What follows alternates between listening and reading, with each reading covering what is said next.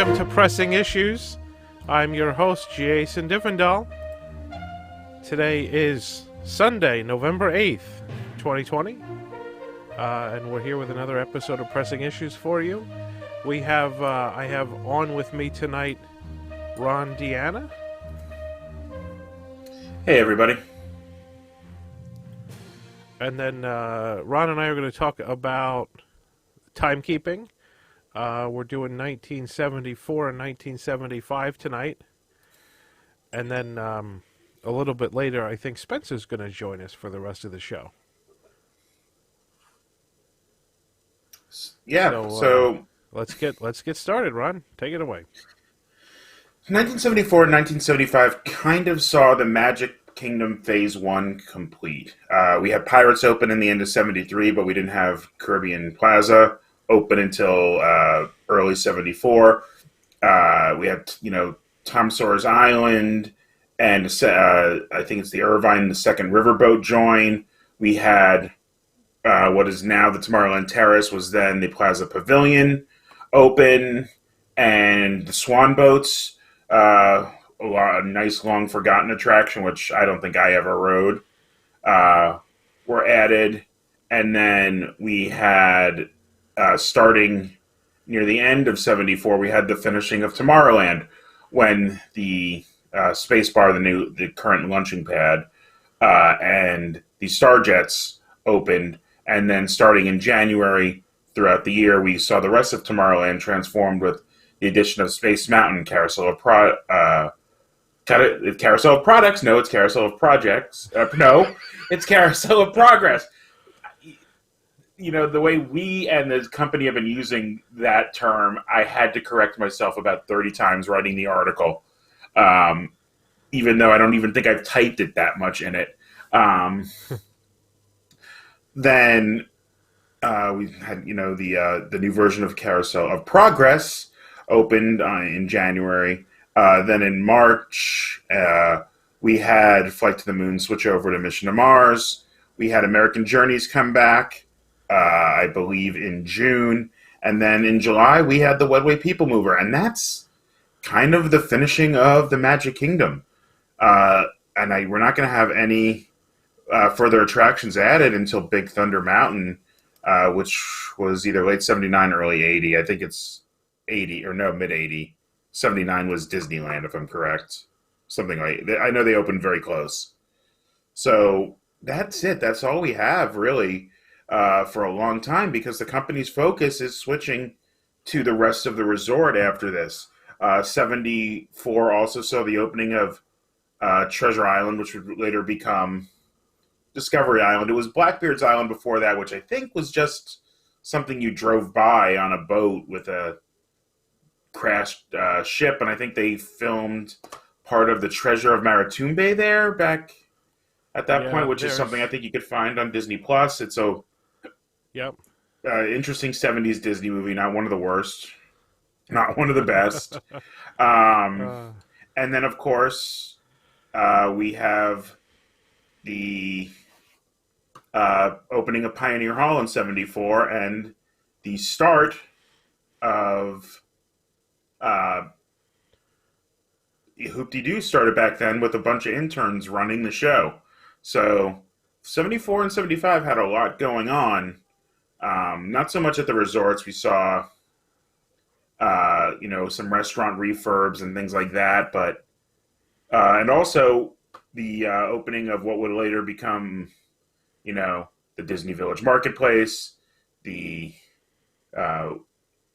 Marketplace, and Disney Springs and Downtown Disney and all that, with the Lake Buena Vista Shopping Village, also known as the Walt Disney World Shopping Village. They kind of used both, and they transitioned and used both at the same time. But that's where we are. So I think we kind of got to look at what we think of the end of Phase 1 of the Magic Kingdom first. And I mean, other than Thunder Mountain, this is kind of what most people like you and I would have grown up with. Like, this era of, like, I remember Thunder always being there, because it opened when I was like 8 months old or something like that. But this is kind of what we had. until like the late 80s. I mean, we're going to see Mickey Mouse Revue disappear in the early 80s, and then takes a few years, but they're going to move over uh, Magic Journeys, but it's still pretty static for a while. We don't get these kind of rapid coming changes. And the other big thing that happened in 75 was the beginning of America on Parade for the Bicentennial, which also tied into American Journeys coming back with some new bicentennial footage from Philadelphia. But this is what I kind of think this is the first modern Disney parade, Jason, with like Yeah. more elaborate floats, specific characters for it.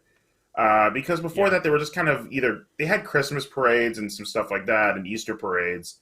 But this was the one that was just not a bunch of characters kind of just walking down the street. Right. Right. It had a sort of purpose, a theme. It wasn't just a character cavalcade, essentially. Yeah. So this is the most of the Magic Kingdom from our childhoods, uh, and very fondly remembering a lot of it. I mean, Magic Journeys would switch back and forth with Magic Carpet Around the World before it, eventually closes, and then uh, America the Beautiful. Actually, I think it was America the Beautiful, and then I can never get which one was right. Which I think America the Beautiful was first, and American Journeys came later. I believe that's right. So, I mean, very similar films, more travelogues around America. But so the Bicentennial, the finishing of Tomorrowland, and some more kinetic energy going on the rivers of America. That's where we are, uh, and it's a good place. I think, other than Frontierland not being fleshed out, this is the park we kind of think about in most ways.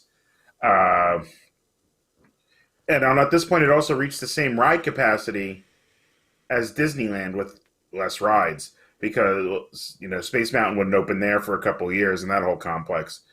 Uh, so this is when it kind of tied, but Disneyland would go ahead and blow it out of the water again coming up. I don't know which one leads today. I mean, I guess Disneyland. I think Magic Kingdom can hold more people, but Disneyland can handle more people. Right. Disneyland has more rides. Yeah. Yeah. I mean, and their Pirates is longer, so it's going to have more be able to eat more people in there and things like that. Yep. But then again, we have the double space, even though they have the bigger trains. But we have more restaurants, things like that. That eats a lot of people. So, Yeah. I mean, let's just start like the two riverboats. Like, part of the thing is, you want the kinetic energy going, and there was just so much at the time, and Disneyland still has a lot of that. Nobody has the keel boats anymore, thanks to some accidents. But because those were free floating, I believe. I think so. Yeah. Well, I mean, so Yeah, are the canoes. Disneyland still has the canoes. right. I mean, but the canoe is if you fall out, particularly in Disneyland, you're in a lake. In Florida, you still would have just fallen out, and you're in water that could have alligators in it, which does occasionally happen, folks. They're usually the very, very small ones, but it does happen. And anybody who grew up in Florida knows anything more than a puddle is eventually going to have an alligator in it. But I really like the two riverboats. That still amazes me that it was there. And I know we've discussed before that it's because they were trying to get them so there's always one in view. And that I mean, just you needed that with nothing in Frontierland to draw you in past. Yeah. Like Tom Sawyer's Island's entrance was where it was, but it was like a cul-de-sac back there. Yeah. So I was definitely at the Magic Kingdom before Big Thunder Mountain opened. I don't really remember a lot of it. I mean, I obviously remember Big Thunder Mountain. Um, I I know. I mean, I know the walkway. The main thoroughfare of Frontierland sort of ended with a train station over near where Splash Mountain is. Right. The Um, current if people are familiar with where the parade entrances to the left of Splash, Yeah. that was where the train station was, and kind of where the current train station is. Was the parade kind of just ditched the parades kind of went back that way a little bit. Yeah. That's what I've been able to see. So, I mean, I can definitely remember, uh, like when Big Thunder Mountain opened. I don't know. I mean, I don't know how much time I spent over in that space before Big Thunder Mountain opened. I definitely remember before Splash opened. Yeah. Um, I don't know that I went to. I don't know that I went to Tom Sawyer Island much as a kid. Uh, it wasn't.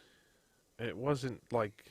I don't know. Maybe I just wasn't the kind of kid that was like wanting to run around in caves or something. I don't know, but I don't remember going to Tom Sawyer Island until I was much older, actually.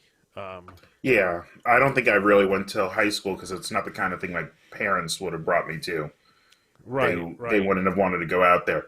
I mean, I think about it as a parent. It's kind of like, is wasting time or is it letting my kid burn energy to go Yeah, out there? exactly, exactly. And then as kind of a young adult, it's kind of like, well, this is something that I've never done. I want to do it to just to see what it is, and that was somewhere in my 20s, I think.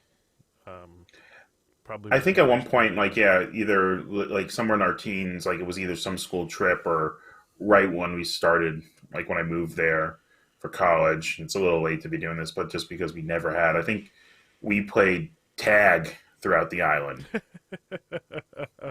just Yeah, because it was nobody out there. It was just something fun to do. But I mean, they intended people to spend time out there. They even had a restaurant, yeah, in and I know, Hollis, that's right. right? They bring that out now sometimes. But it's just kind of a snack bar now. But they used to be famous for the cold fried chicken. Yeah, We served. yeah. So yeah, that's that. But I think Tomorrowland is where most of the focus in this was because, as we said, opening day, Tomorrowland was cars and a gondola, and then quickly went to cars, a gondola, a movie that's been running in some form since like the 50s, and a flight to the moon, which has already happened. So it was definitely Yeah, nowhere near Tomorrowland. I obviously never did Flight to the Moon. I definitely remember Mission to Mars. I It was absolutely remember Mission to Mars. it was one of my stepdad's favorites. He loved simulator type things. He didn't like the feeling of Okay. drops, so we didn't do the roller coasters. Like Pirates was probably as much of a drop as he can handle comfortably. Yeah, So he yeah. loved Pirates and he loved Maelstrom. But like one of the things we used to just kind of go back and forth between uh, was I'm sure we did it with if you had wings, but more Dream Flight is more what I remember being around like 10, 11. We would just go back and forth between Mission to Mars and that sometimes just because one they were just walk-ons always, Walk-ons. Yeah, yeah. and they had that sensation of flight because I'm still not sure exactly how the seats like did they tilt, did they go up down, did they inflate a Mission little bit, Mission to Mars. I specifically remember the seats were like this, and then I think they went like that, but just the and I think base. yeah, oh yeah, just the base. Absolutely just the base. It was kind of a narrowish base. It wasn't very it wasn't like it wasn't a like big seat base. It was sort of narrowish. Um and it would just go up and down. Now whether it pivoted like the front or the back, I'm not 100% I clear, but I it think it just pivoted like that. that's what I think. I think it pivoted back so you would feel like you're sinking into it for takeoff. So like you would Yeah, feel like it would be the positive G's, and then when you'd right. and I think this is almost what uh, Greenside does is the tilts the cabin a little bit like this as Yes. opposed Yeah, to yeah, yeah. spinning. Right. So and then when you would get to be in orbit to give you that feeling of microgravity, they would tilt forward so you just feel like you're just coming out of your Right. seat a little bit. And you had the And shoulder harnesses on. no, they did not. I don't think the They shoulder harnesses didn't? came in. There is a picture. The article is ready to go. We've had a big news weekend, obviously, and a big news week, so it was a little delayed. It is ready to publish, but we don't like to publish these kind of things, like particularly running articles where they're going to get buried by big news stories. So it is coming out. If it hasn't already, it was not out mid-afternoon, but there is some pictures in there of the theater because it had the. So I'm sure you're all familiar with Stitch's Great Escape or Alien Encounter. Um, the tube wasn't there, but it was the same basic theater with a screen at the bottom, a screen at the top, and the screens on the side. So you would see Yeah, coming from where the takeoff, tube, right, where the tube is was just a flat floor that was a round projection circle. yeah. And then there was a screen at the Right? top, if I remember. I don't know if they were both there for Flight to the Moon, or I think one of them might have been added for Mission to Mars. Um, Yeah, and there were the screens around, around, and right around the side. it would be a quick trip. You would launch from Earth. You would see the launch platform, which kind of I always thought was a hidden Mickey. I'm not sure because it was a three circle kind of pattern.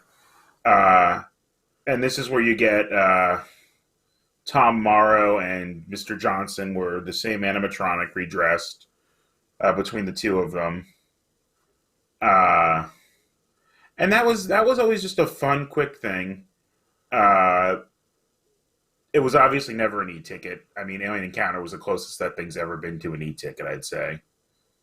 So Um, the I'm trying to look up this picture of the shoulder harnesses. So the shoulder harness things happened with Alien Encounter then? yeah, because I don't think they wanted people running around the room screaming, and so they also had it had the pressure of the alien landing on you. Right. But I don't think there was any reason to have any kind of seatbelts because it was a completely stationary thing. So there would have been no Right, right, reason to right. have that. Um, Oh yeah, and I'm let's see looking what at else. Like okay. the other things that came in, obviously, were the America the Beautiful new film. I've seen these. I don't remember them. I remember being bored by them. They were just travelogue. They were the basic, Yeah.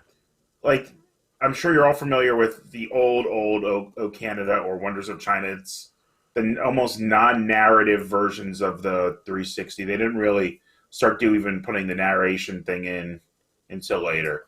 It was just a travelogue across America. The first one, I think, was just really the Southwest because they didn't have the budget to film everywhere. And then they would keep adding scenes as versions went on.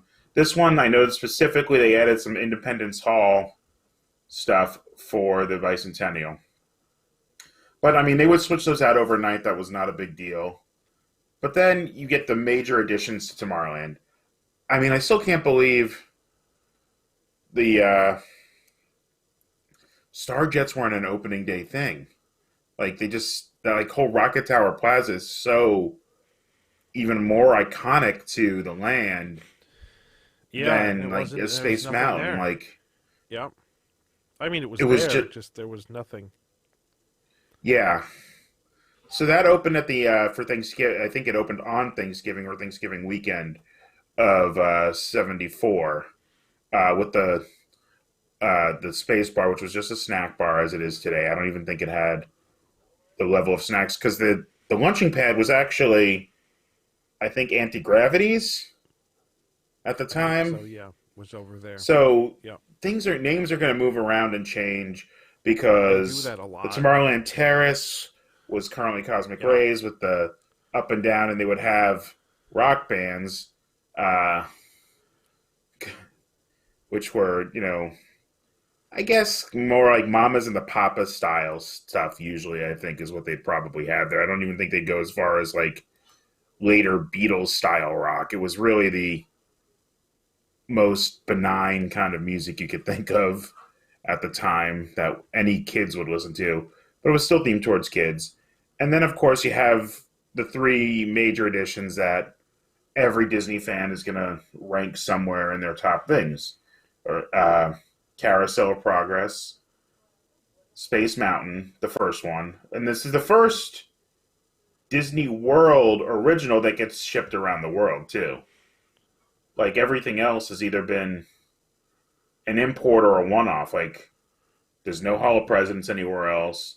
20,000 Leagues Under the Sea never traveled. Uh, Country Bears.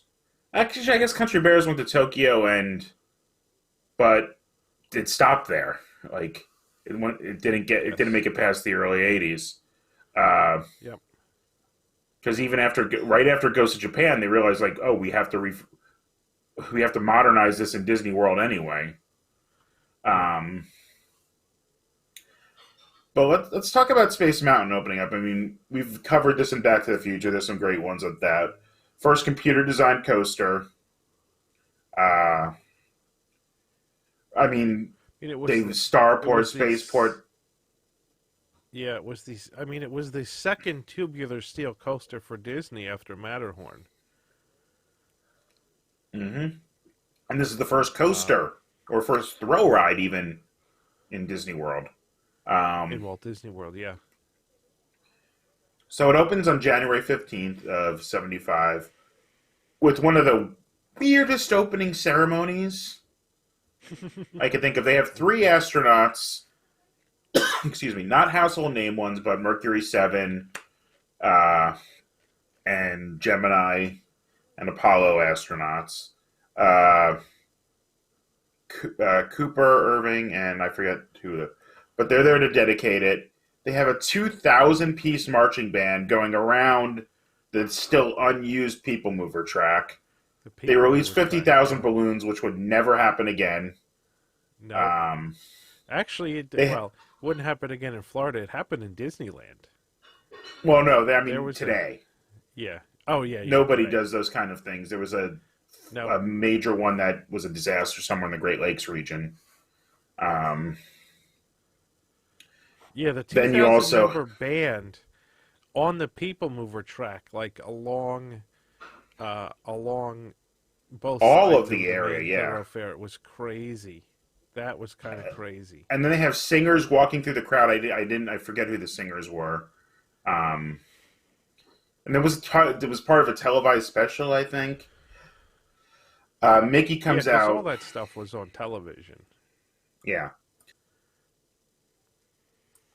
Mickey comes out, opens the thing. The astronauts talk about, Walt Stream wants to bring space travel to the masses, and it was quite a show, and you can find it online. I don't think we have a video of it, but some other people do. And it's fun. And daytime fireworks, which are basically more smoke fireworks, it looks like, with red, white, and blue smoke in the air. It was quite a fanfare. I don't know if they did if any of that ceremony really even mentioned that the carousel opened the same day, which was a new version. They completely revamped the 4th scene and changed from Great Big Beautiful Tomorrow to, I never get the name right. Is it Time of Your Life? The best time of your life. Most people call it Now is the Time. Right, I typed that first and then had to look up the actual name. It is a Sherman Brothers song that they thought was a fine song. They didn't like it for the thing. But GE's actual thing was they said, we want people to buy appliances now. We don't want them to wait for tomorrow. So change the song to do that. And I think part of that has to have to do with that the exit for Space Mountain at the time, when it had the moving walkway originally and all that, was the Home of Future Living, sponsored by RCA, who's more electronics than home appliances, but it's the same basic concept of here's what our stuff is going to bring to you in the future. And RCA making, like, video discs weren't there on the first version, but that would come soon after. It's showing what electronics more than appliances, that I think today we kind of mix the two because my dishwasher has Bluetooth. Well, and because Best Buy sells both. Right, but I mean, there's you have refrigerators that'll remind you what to do when you're shopping. So yeah, everything's melded today, but they were like white goods and electronics were kind of separate companies. I mean, some people made both, absolutely. I mean, So I GE think, didn't really make both. GE was pretty. I mean, GE had a lot of businesses like rocket engines and stuff, but they didn't have any electronics I companies. think they made TVs, but they were not like good, Panasonic and Sharp. I remember were like the big '80s brands kind of And stuff. Sony, yeah, Sony was coming like this is the beginning of the Japanese electronics at RCA right. and Sylvania, like those were the brands. Like GE, I remember we had a GE TV. I don't remember if it was, I don't think it was a big screen or anything. No, Excuse me. Sylvania was our first VCR. Yeah. So they were separate things, but it's still like think about it today. It's like I can't believe like either company would sponsor these things next to each other, but they were not as direct competitors as we would think. But I could still see No, why not at GE all. would say, "Let's focus on today." They're focusing on tomorrow. Right. I mean, it made sense. And that came in '75, and so the first 18 years of me going to Disney World, that was the theme song from Carousel of Progress before it changed back, and I didn't know, like that's what I thought it was, and then it changed back in the '90s, and I'm like, oh well, this is different, and everybody's like, well, this is the original song, and I'm like, well, it's not original to me because I've never heard it, um, Well, it was in since I never. Horizons. Right? Yeah, yeah, yeah. But I mean on the carousel. Yeah. So let's talk. The final scene is not Christmas. It takes place in 70 or on New Year's Eve in 75. Or, well, I mean, that's when it's probably somewhere around there. The They are '70s watching, ish. yeah. They're not really talking about the gadgets and the appliances, which I think is kind of a smart move. They're talking about like the social progress that the mother is now out of the house and Yep. she might not, they don't actually say she has a job, but she's volunteering to do some sort of like, I think it's like drainage ditch or some sort of water management. Like she's like working with the city on that. And that's what they really discuss here more than the electronics. And I was watching this as I was, prepping the article, and I'm thinking this kind of might be the way to go. Like just talk Well, yeah. about I mean, all of societies, if like you because we something needs to be done, obviously, and I'm guessing before all this happened, they were this was like there was rumors that this was on the this the 50th list for some sort of refurb.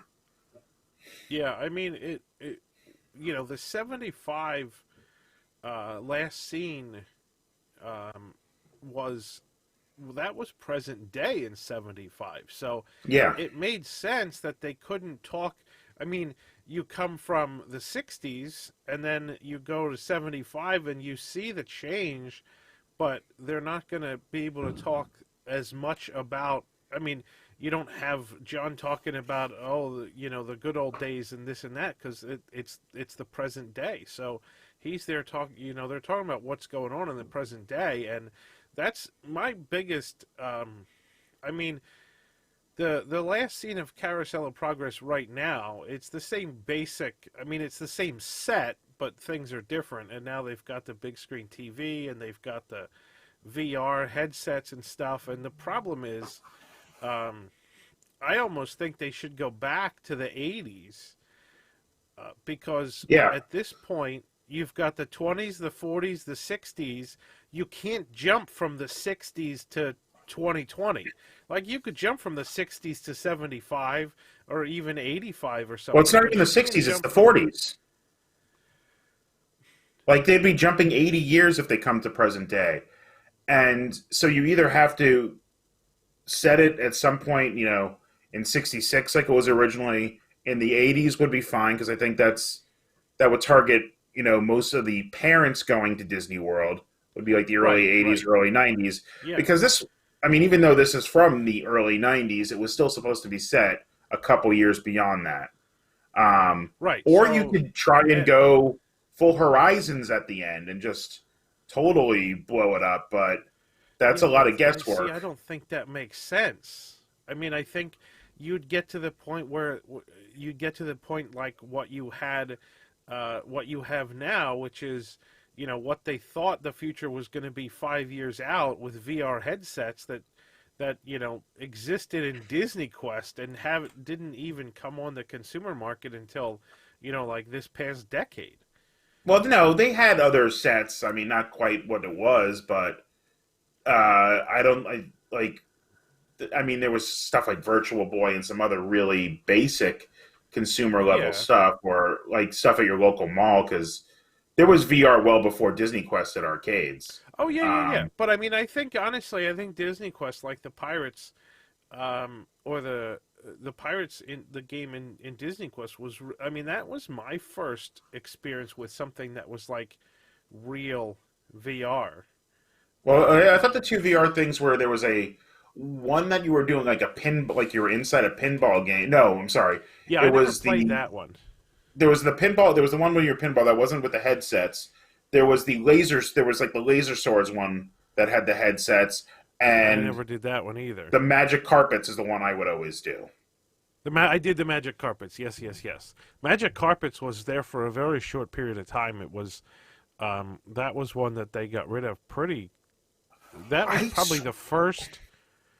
I think Magic I Carpets was one of the first attractions to leave Disney Quest. I thought that was there for a while. I thought the one that left was Hercules became pirates.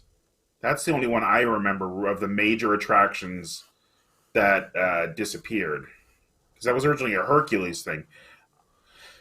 I mean, I went a lot in like 98, 99. Then I might not have gone again till like 2011, honestly. Maybe like once or Yeah, twice in the like 2002, just uh, because I never had the tickets. Like, I would never buy the right. Park Hopper Plus in those years in Yeah, between, because I would always yeah. have Like we, either this the seasonal pass when I lived in Florida, or my cast member pass, which didn't get me in there. So once it went right, to pay one price, it wasn't worth it for me to go for a day, because I remember going when it was right. pay by the credits a lot. Yeah, yeah. No, it was that. It was definitely that at the beginning, and then when it turned to pay one price, I know we would always go, and we would go down with a package deal where we got the length of stay tickets, Right. and those always included, water parks and Disney Quest and miniature golf and whatnot. So, we would go pretty often. I mean, not pretty often in one trip, but we would go to Disney Quest every trip, because it was basically free and included with the package. But I Actually, do wasn't one of the remember other it ones was. that went away Go ahead. quick was the cars under the ground? Yeah, There because was one like a caught on fire. Yeah. fire, yeah. But that Yes. was one of the fun ones. But I remember I thought the magic carpet stayed for a while, which was actually just something they moved over from Epcot. It used to be Yeah. in the Imagineering exhibit at Innoventions. I At mean, this was the only Inventions. way you could Yes. guarantee you would do it. Right. And one of the things that that place, I think one of the problems, and this is way out of the timekeeping concept, but one of the problems is when it went from ticketed to pay one price, the queues quintupled in length, Yeah. It because was those things bad. were like $2 or $3 to $5 a pop. Right. So you had to choose what you were going to do. Now, once they were all included, people would just line up. That's why I never really did a lot of those VR things, because it was either I wasn't spending the money It or was getting in the just line for it. the line was so slow. Like I love the Pirates one, but it was so ungodly slow of a line. Yeah. It was. I mean, they had multiple simulators, but it was still ungodly slow. But anyway, we're like way off topic at this point. Yeah, so Um, we're talking about the end of Carol. Like, so it was on New Year's Eve. They were watching the fireworks from Walt Disney World on the TV, talking about what they think the future could bring and all that. But it really yeah, doesn't like talk about the talking appliances and VR and stuff. It just kind of ignored what the tech was. And I think yeah, because, and I might be wrong on this, was because part of GE's thing is like they're gonna like every like it was a minor refurb, they would just swap out the wall oven for the new model just to advertise right. it. Right. So they That didn't was want the to talk GE about thing what features things had, because they because were they would swap it actually out. changing it regularly. Like, I think at one Yes. point it might have been the like I never saw this one because it changes again in like 81 or 82, which would be the one I really remember. The trash compactor was a thing in it. I Yeah. think they actually bring Yep. attention to the trash compactor, Yes. which I kind of miss having in the house. It would make me having to take the garbage out a lot easier. But like I remember removing those things as a kid, and those bags were like 80 pounds by the end of things or Oh, more. they still make trash compactors. You could get one. I haven't seen one like even like going, but No? I'm sure they have I them, mean, and I'm sure they do. But friends of mine redid their kitchen a little while ago, and I mean, it might be going on like 10 years, but 10 years ago they redid their kitchen and bought a brand new one and installed it. So oh, I'm I sure think they that, have them, but it's not worth it. I know that's like also under oh counter yeah, space is yeah, just always right. a No, it's not premium. worth it at all, absolutely. But it's just, I just remember yeah, it. it's one Oh, of those oh, the things. other problem was they would always jam, and you would have to have Yeah, somebody. You can't even open it because the compressor it's, was down. yeah, yeah. No, they weren't Um, great. I want to and talk a so the little bit about America on Parade sure because I'm looking at the pictures of that, and this was, I mean, this had some of the weirdest characters, they were not called Disney People of characters, America. They actually had a name people and it of was America, capitalized. yes, And I and they had described them in the giant article. heads. They look like giant versions of Small World characters made into costumes to me. That's the Yeah, way I yeah, described it. their heads very much look like Small World character heads. It also really kind of reminds me of the Spectro Men from Spectro Magic, just because they're really creepy looking. Um, That they're not but as creepy as the they're Spectrum Man. no, well, that's because they don't light up because this was a daytime parade. But yeah, it's like really. I mean, these were all brand new parade floats and parade characters that Disney created for this America on Parade, And it opens on and both coasts simultaneously. yeah, yep. You get the And Statue of Liberty with a giant head, and yeah, weird. once the article's out, you're going to see some of these. I tried to I try not to do a lot of pictures of the same things, but because these are so weird and kind of lost to his like nothing like is familiar. Like you know, oh, I see a picture of Space Mountain in '75 to compare it to now. That's one thing, but like that's not something that exists. So I put in a couple pictures, like because you have Yeah, the Mickey characters, you have like on the like leading off the float, but then you have right. like mostly these kind of characters, which some of them are historical figures or noticeable things like Statue of Liberty. There was a Christopher Columbus float, a Liberty Bell float, a First Thanksgiving float. And you have Pilgrim versions or Minutemen versions, and like the Yeah, women are it's the female ones are really creepy because they give oh them like yeah, these giant eyebrows and it's yeah, yeah. The this was a this. I mean, I don't remember at all seeing this parade. Um, I don't. When did this parade go away? This was there for like end of 2 years. '76. I mean, I'm not sure. Yeah, so I Like I know didn't it was go. I originally wasn't scheduled for September of '76. It might have run a little longer, a but I little don't longer. think it Okay, did so because it started in I June hadn't gone. of I didn't go on my '75. first trip to Disney World until '77. So, um, yeah, I wouldn't have seen this parade. But even if I did, I wouldn't have remembered it. I probably just would have been scared and repressed the memory of it. But yeah, it really The other spawns the thing, modern parade because after uh, that is like you start getting Main Street Electrical spawns right after this, uh, you get and these parades with purpose built characters like the Spectro Men. I mean, you have all of the Main Street Electrical Parade. You have a lot of characters from all the movies and stuff, but they're all you know, designed to be in the parade. They're not just like a cavalcade of Disney characters. I mean, like you've got Pete's Dragon, and you know you've got Alice in Wonderland, and so you've got these floats that were purpose designed for the characters that right. carried them, as opposed to just a float with a bunch of Disney characters on it. But not only that, they would start Well, doing don't events because you start having Tencennial don't forget. and Mickey's birthday and Oh, Donald's hey, birthday, and they would do all Spencer's those. here. Oh, hey, Spencer. Don't forget that. Hey, Ron. Sorry, just real quick. Don't forget that Main Street Electrical started at Disneyland in '72. So they'd already played with this a Yeah, little bit on purpose building floats. but those were flats, if I remember at the time. Those weren't Some of They them were were. mentioned There flats. was, it until was like an. later.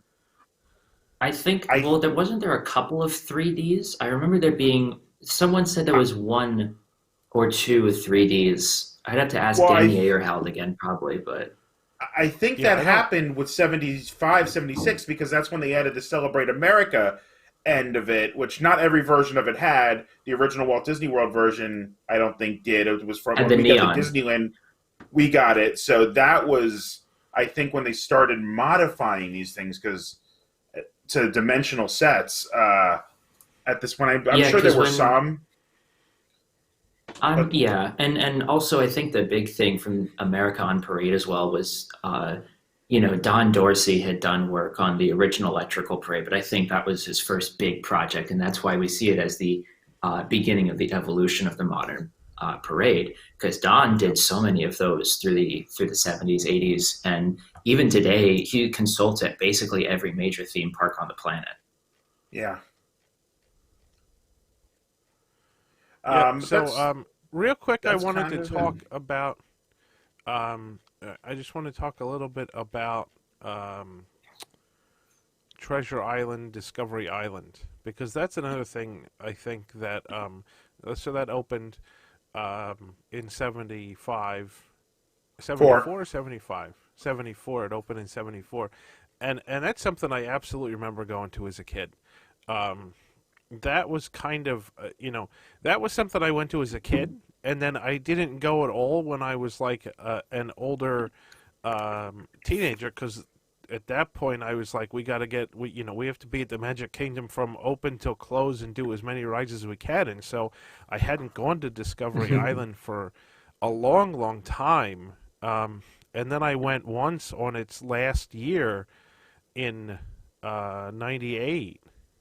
I remember And they'd already going. That started was moving birds over, and they already started moving the animals over. Yeah. I It might have been end of '97. I can't remember exactly. It might have been like fall of '97 actually. But yeah, so that was I went, in its last year of operation, um, to Discovery Island, and I thought it was great. I really liked it.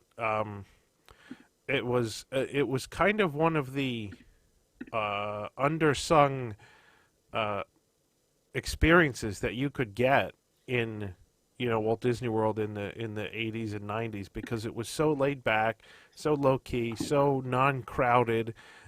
It was a go at your own pace kind of thing. There were animal experts there that would answer questions, and they did little shows and stuff too. Like there was one part where there was little bench seating where they did a show with some animals, but a lot of it was just walk around at your own pace and um, go by the you'd go by the guide and see what animals you're supposed to be looking for stuff, and I thought it was really neat. I don't think I So ever went, and part of that was because I grew up in Florida, and to me, this always seemed like one of those kind of typical Florida attractions they just put into Disney World to try and keep you from going to like Gatorland or something like that. yeah, That no, I would there just be was well, that, and this is I the kind of wouldn't thing say we did on a Gatorland field trip. exactly, but Well, I'm thinking yeah, of that's true. like places I Yeah, I went could on a field definitely trip as say a kid that were very right similar. in grade school. Yeah, no, for sure, um, for sure. Yeah, I mean there was what was there? There was Cypress Gardens that was a little bit like this as far as like the animals and the plants and stuff, and then um, I mean there were definitely Wikiwacky this wasn't Springs had like nature stuff and all that. yes. Yes. I mean this wasn't an extravagant thing by any means, but to somebody from Pennsylvania who didn't get to see a lot of nature in Florida because we were either at the beach or at Disney World, um, it was a neat experience. I really liked it. I can absolutely see why they closed it. It makes complete sense why they closed it. Um, Yeah, once because Animal Kingdom was no one there, and nowadays, no one would go to that. I mean, there's no way that you probably couldn't even get people to go to that nawadays if it was free, yeah, it because would it just would be a just bunch of take too much vloggers time there out of every your day. day. Well, no, but I mean, like you could spend a good 3 to 4 hours there, so that was like the afternoon of your Magic Kingdom day or something. And well, not even that. It was the point. It was like trying to get people to spend multiple days because There was one stat in one of the annual reports that the average Floridian spent like 1.25 days out of a 2 or 3 day trip at the Magic Kingdom. Out of state guests spent like 1.8 out of a 5 day trip or something like that. So they would what be do you do giving with that extra fraction of a day? Right. So this is when you see this coming. River Country's under construction at the time. There was a lot more activities going on at Fort Wilderness that were open to not just people staying there, but at the hotel. We can't find any pictures or discussion of this, but Jason brought it up. We saw one picture we can't date that there were bumper boats at the Contemporary. At the Contemporary. We haven't been able to find where that. I'm looking to find out where that is. But the bob around boats are probably gone right about this time. But they still had things like the water sprites and pedal boats. The 73 and 74 were the only years, or by this point, the water ski show is gone, and all the people are back working at Cypress Gardens. So they're trying to figure out how to get people to stay, and the shopping village is part of that. Oh, and 75, the shopping village opened in 74. 75 was the first festival of the Masters. Yes. So it dated back all the way to then until they killed it with Springs. And then moved it over to the art fair.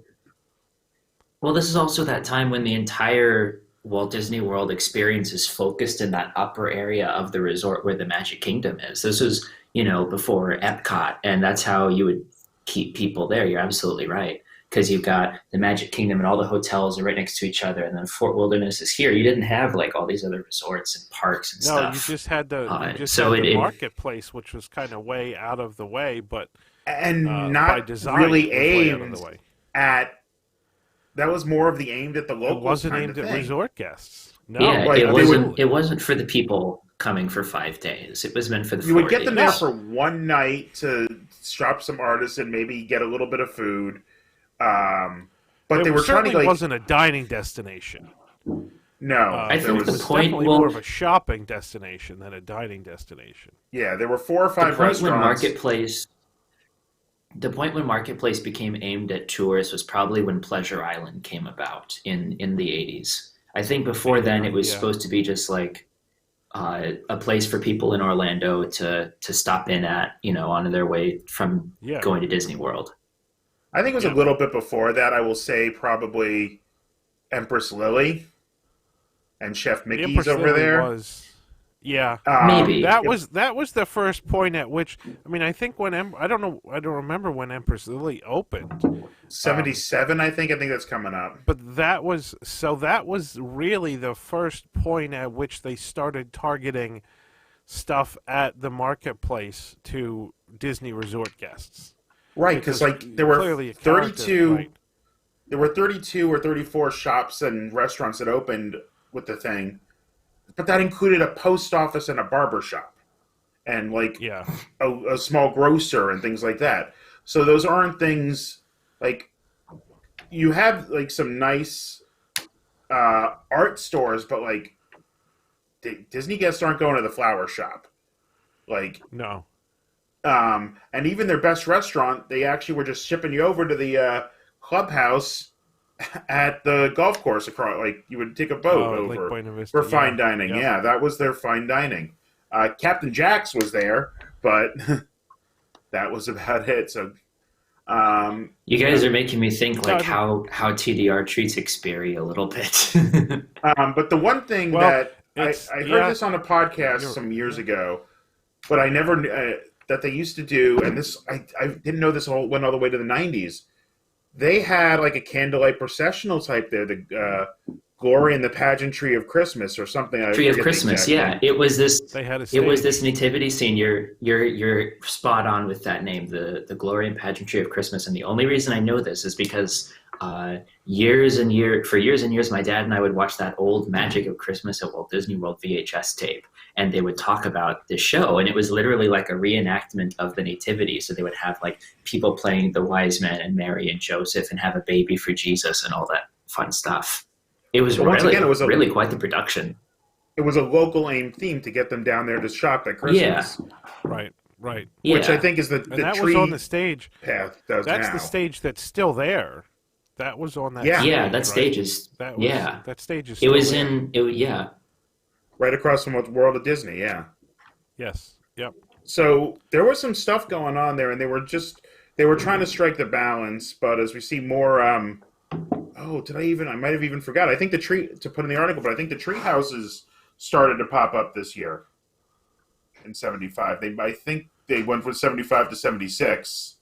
Um, but this is when the first one of those, and there were 60 of them at the time in the original Yeah. version. I don't think there's that many now. I think there's like 24. Yeah. There's the tree not, there's not houses are like 60. the tree houses are like the Polynesian bungalows. They're just facades that exist to make you think, what would it be like if I came to Disney World and I was rich?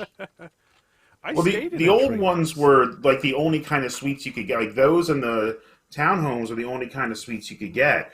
And the treehouse thing was kind of like they had them in the Keys, they had them in the beaches in Florida. They didn't need them at Disney World for this, but they had them there because they were, I think, other places, and they built them there because of hurricane flooding. You didn't lose anything. Like it was just the Right. entranceway on the ground. But Yeah. I still remember wild peacocks running around there, and I did find some sort of confirmation that they used to have them there. Because I always thought I was Yeah, mad about that. That's incredible. Yeah. It is kind of crazy. I'm looking. There But yeah, might be like 60. There are 60. there are 60, so they There's kept the still same 60. amount. Yeah. And they rebuilt them on the exact same sites too. But There yeah, are the old 60. versions were multiple floors with a spiral staircase. Is what I specifically Yes, with the remember spiral because, staircase. and I said this because my dad was like, we stayed at one for one night when my little sister was a toddler, and my stepdad's like, no, we have to move. This staircase is too dangerous with your sister running around. So we moved over to the other. He had to move us over to the other townhomes. To the But townhouses, yeah. yeah, so like I think they started opening in '75, but like the annual report and the news stuff I was working kind of with here as the primary sources, like didn't even mention them because I think they were such an afterthought at the time. I think they mentioned that they were weren't coming. advertised or anything. No. They were part of corporate housing or something. Like they were meant to like part of vacation packages. They weren't really like for the regular person at the time. Right. Right. You had to know they exist and ask for them. Yeah, because we're so. I mean, like until once Epcot opens, you're not that far away from Epcot. But at this time, even with no traffic, you're 15 minutes away from the Magic Kingdom by bus, Yeah. if that or more. So I can't even imagine. Like Vacation. I remember once taking we were over at casting for. I think it was my friend was looking when he was first looking for a job. He parked over at casting. I hopped on the bus from. This is in the '90s. From the marketplace to get to the Contemporary to go to the Magic Kingdom. By the time I got there, I had to turn around to get back because it had already taken me an hour to get there. Yeah.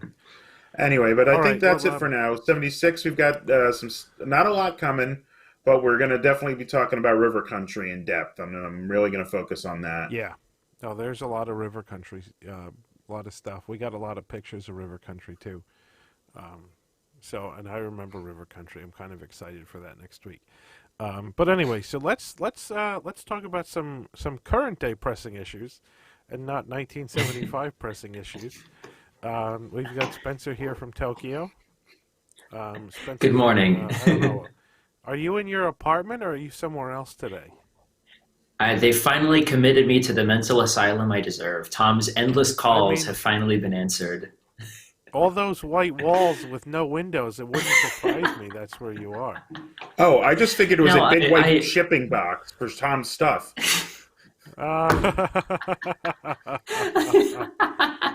No, I'm at my school because they turned off the water in my apartment in the whole building to do work today, and I kind of want to be somewhere where there's working toilets. So I came to my school. I mean, toilets are overrated. But anyway. No, they're really Um, not. But like I set myself up with this private soundproof study room so that I can be on the Cool. show and not be disturbed by people and have my mask So you off, can because usually you have to pretend you're wear your studying. mask at the building. Yeah, You sure. pretend We'll you're we'll call it studying. pretending. That's fine. All right. So in terms of pressing issues that I wanted to talk about today, um, obviously all the Christmas stuff has arrived at Walt Disney World. If you've been following the news this week, tons of Christmas stuff, all the Christmas characters and the cavalcades and things like that. But one of the main things that strikes me. This is probably where I go on the rant. Um, the Castle Projection Show and the Tree of Life Awakenings and the Hollywood Tower Hotel Projection Show. So you've got all these nighttime projection shows, and essentially, as we've seen from pictures, this is really, hundreds and thousands of people gathered around on Main Street or Sunset Boulevard or around Animal Kingdom, and they're just standing around to look at these projection shows. And what strikes me is that when Disney first opened back in June, or back in July, they made a big deal about how they weren't going to have parades and they weren't going to have fireworks because they couldn't ensure that they could do that in a safe way with social distancing.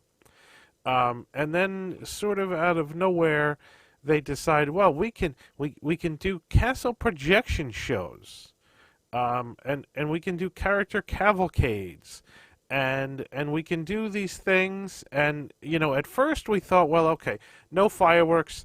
To me, that made sense because it's harder to keep social distancing, and it's harder for cast members to kind of monitor social distancing when it's dark. So that's why they had all of the parks didn't stay open past dark all summer, basically. But now it's like, well, now they can do castle projection shows in the dark because it gets dark sooner, so they still don't have to stay open late. But they can do these things, these nighttime shows. They don't have to stay open late, but they still can't do fireworks. They can't do Fantasmic. They can't do Epcot Forever, and there's no statement addressing how all of a sudden that it's feasible to do these projection shows with social distancing. But it's not feasible to do fireworks. And so here's my issue with this, and this has been an ongoing thing, and we talked about this especially with merchandise, is that there's really no transparency at all. Disney comes out with statements to suit their needs, and then when things change, they just ignore those statements. Right, so it's like, well, we're not going to do merchandise releases in the parks because there's too many crowds and lines and it's not social distanced, so we're only going to do merchandise releases online. And then at some point, there was no change in any social distancing guidelines. I mean, the guidelines have honestly gotten a little bit stricter over the past 5 months since Walt Disney World reopened in terms of social distancing. I mean, everything is still the six feet social distancing. You have to wear masks. Now it's a bit more restrictive about wearing masks, and they keep getting a bit more restrictive because people keep flouting the rules. And so absolutely nothing has changed with governmental guidelines as far as social distancing goes in Walt Disney World. But all of a sudden now, back in the summer, it wasn't possible to do fireworks with social distancing requirements. But now the parks are more crowded than they were over the summer. And somehow they can do projection shows in the Castle and the Tree of Life and the Hollywood Tower Hotel. They can do all these things and somehow it's okay. And I don't understand. I'm not saying they should not do the projection shows. I'm saying they should do fireworks. Damn it! Like they came up with an excuse for why they couldn't do fireworks, and the transparency issue, and what this essentially proves is that they didn't want to do fireworks because they're expensive, and the social distancing was an excuse, and because castle projection shows are a heck of a lot cheaper than fireworks, and now it's Christmas and they need something to attract people to get to come to the parks in the Christmas season. Now they are all of a sudden miraculously somehow they figured out social distancing enough that now they can do it and have hordes of people standing in front of the castle to watch the projection show, but they still can't do fireworks. And to me, that's, I mean, we've known for years now that Disney PR is really just something that spouts off whatever the company wants to say at the moment, and none of it really has any basis in reality. And this is just another example of Disney coming up with an excuse for not doing something when the actual reason they're not doing it is simply money. It's just money. It's because money. So they don't tell us they're not doing fireworks because it costs too much when the park capacity is lower. The same issue comes with the electrical water pageant. The electrical water pageant is so spread out that there's never, ever any crowding anywhere to see the electrical water pageant. But yet they can't do that, and there's no reason they can't do that. And if they can do a castle projection show in the Magic Kingdom where everybody stands in the hub and Main Street to look at the castle, then why can't they do a lagoon show at Epcot where you have way more space for people to stand all around the lagoon, and much more easily be social distanced than everyone cramming into the hub. Again, I think part of this is, I think that's money. I think part of it is money, but I think part of it is, and they said this when these projection shows, like the castle being a little different. I don't know how they're exactly running it right now, but like Tree of Life Awakenings and Season's Greetings were not meant to be things you would stay and watch. They were just supposed to be things like it comes on for a couple seconds. If you're there, you watch it, you move. And they said that was their intention originally when they put those things up. And I think that was the intention for the character cavalcades too, was that they'd come and they would come at unannounced times so people wouldn't stand around and wait for them. But the matter of the fact is that there's so many people in the parks now that even though the character cavalcades aren't announced, when you hear them coming, everyone stops and lines up. So you've got the same, you've got almost as many people standing and watching this character cavalcade as you would for a parade. The only difference is that they didn't stake out spots 3 hours ahead of time, and that the character cavalcade is only 5 minutes instead of a much longer parade. But realistically, and I mean, I see your point with Tree of Life Awakenings and Sunset Season's Greetings, where the shows are kind of short and you can see them and move on. But especially for the castle projection show, I mean, there's tons of people waiting around for that thing to start because they want to see it before they leave. So they're all waiting around for the first show to watch it, and then they can get out of there. But still, that's tons of people in the hub waiting for that show. And from all the pictures that I've seen, absolutely not well socially distanced. And I have another problem with that going on, and that's I've seen less crowd control over the last few years, I really think, because when and this is going to be back in my day kind of rant, but when I used to do crowd control for parades, it was we were really get behind the line. You move along. You don't sit down in the middle of the street and wait for the fireworks. Like, we would never have allowed that back in the day, but at some point it was Disney not wanting to be confrontational with guests that get more entitled as prices get up. I don't know what the real reason is, but they have not been allowing cast members that level of confrontation anymore to do that. Because I remember New Year's Eve a few years ago, like people you couldn't walk through the hub starting at like 5, 6 o'clock at night. It was just a nightmare to just walk through there because they start because they have 2 fireworks and parades at the time, and I think they had a parade. I don't remember, but they also had council projection shows and the Christmas. I think it was a Christmas and a second Christmas parade that day. Like it was just so much stuff going on. The dream lights. The dream lights and the Elsa show was like 3 or 4 times.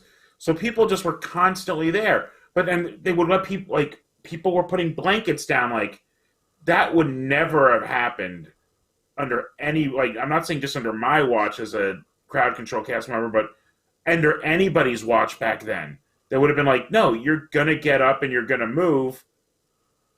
Right. Or, at some point someone's going to come and remove you. Right. And they just clearly you guys have never been to Tokyo Disneyland. Well, I've been to Paris. I had issues. That's just how we do things here. They all sit. Right. That's what they do. They set up mats and they sit there forever. And that's fine. Last year, but see, the difference in it's Tokyo, annoying.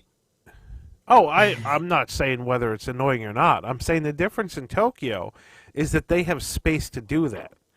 Right? Like, for anyone who hasn't been to Tokyo, the hub in Tokyo is like the size of all of the Magic Kingdom in Florida. I mean, the hub in Tokyo, it takes you 20 minutes to walk from the end of Main Street to the castle. It's absurd how big the hub is in Tokyo. So there's plenty of space for people to do that. In Florida, and especially in California, there's nowhere near enough space for people to do that, either in the hub or along Main Street. And I will say that I always forget that Tokyo's hub is an aberration compared to the other Disney parks. But, I still, even with the fact that the hub is massive, it still is ridiculous that people set up mats and they sit there for hours and hours. Last year when I did the marathon show, and I was sitting there getting ready to live stream the Christmas Story and dreaming up, or not Christmas, the Christmas Stories parade and dreaming up, I sat in the same spot for 6.5 hours because it was the only way you could get that view. It's ridiculous. Yeah. They all set up there all day. And honestly, I get that that's a thing here, but no matter where you are at a Disney park, that shouldn't be a thing. And I've heard so many guest complaints online and from people I know who complain that they can't get spots because the Disney fans set up in all of the places where they could possibly sit with the giant cameras and the parade mats and stuff.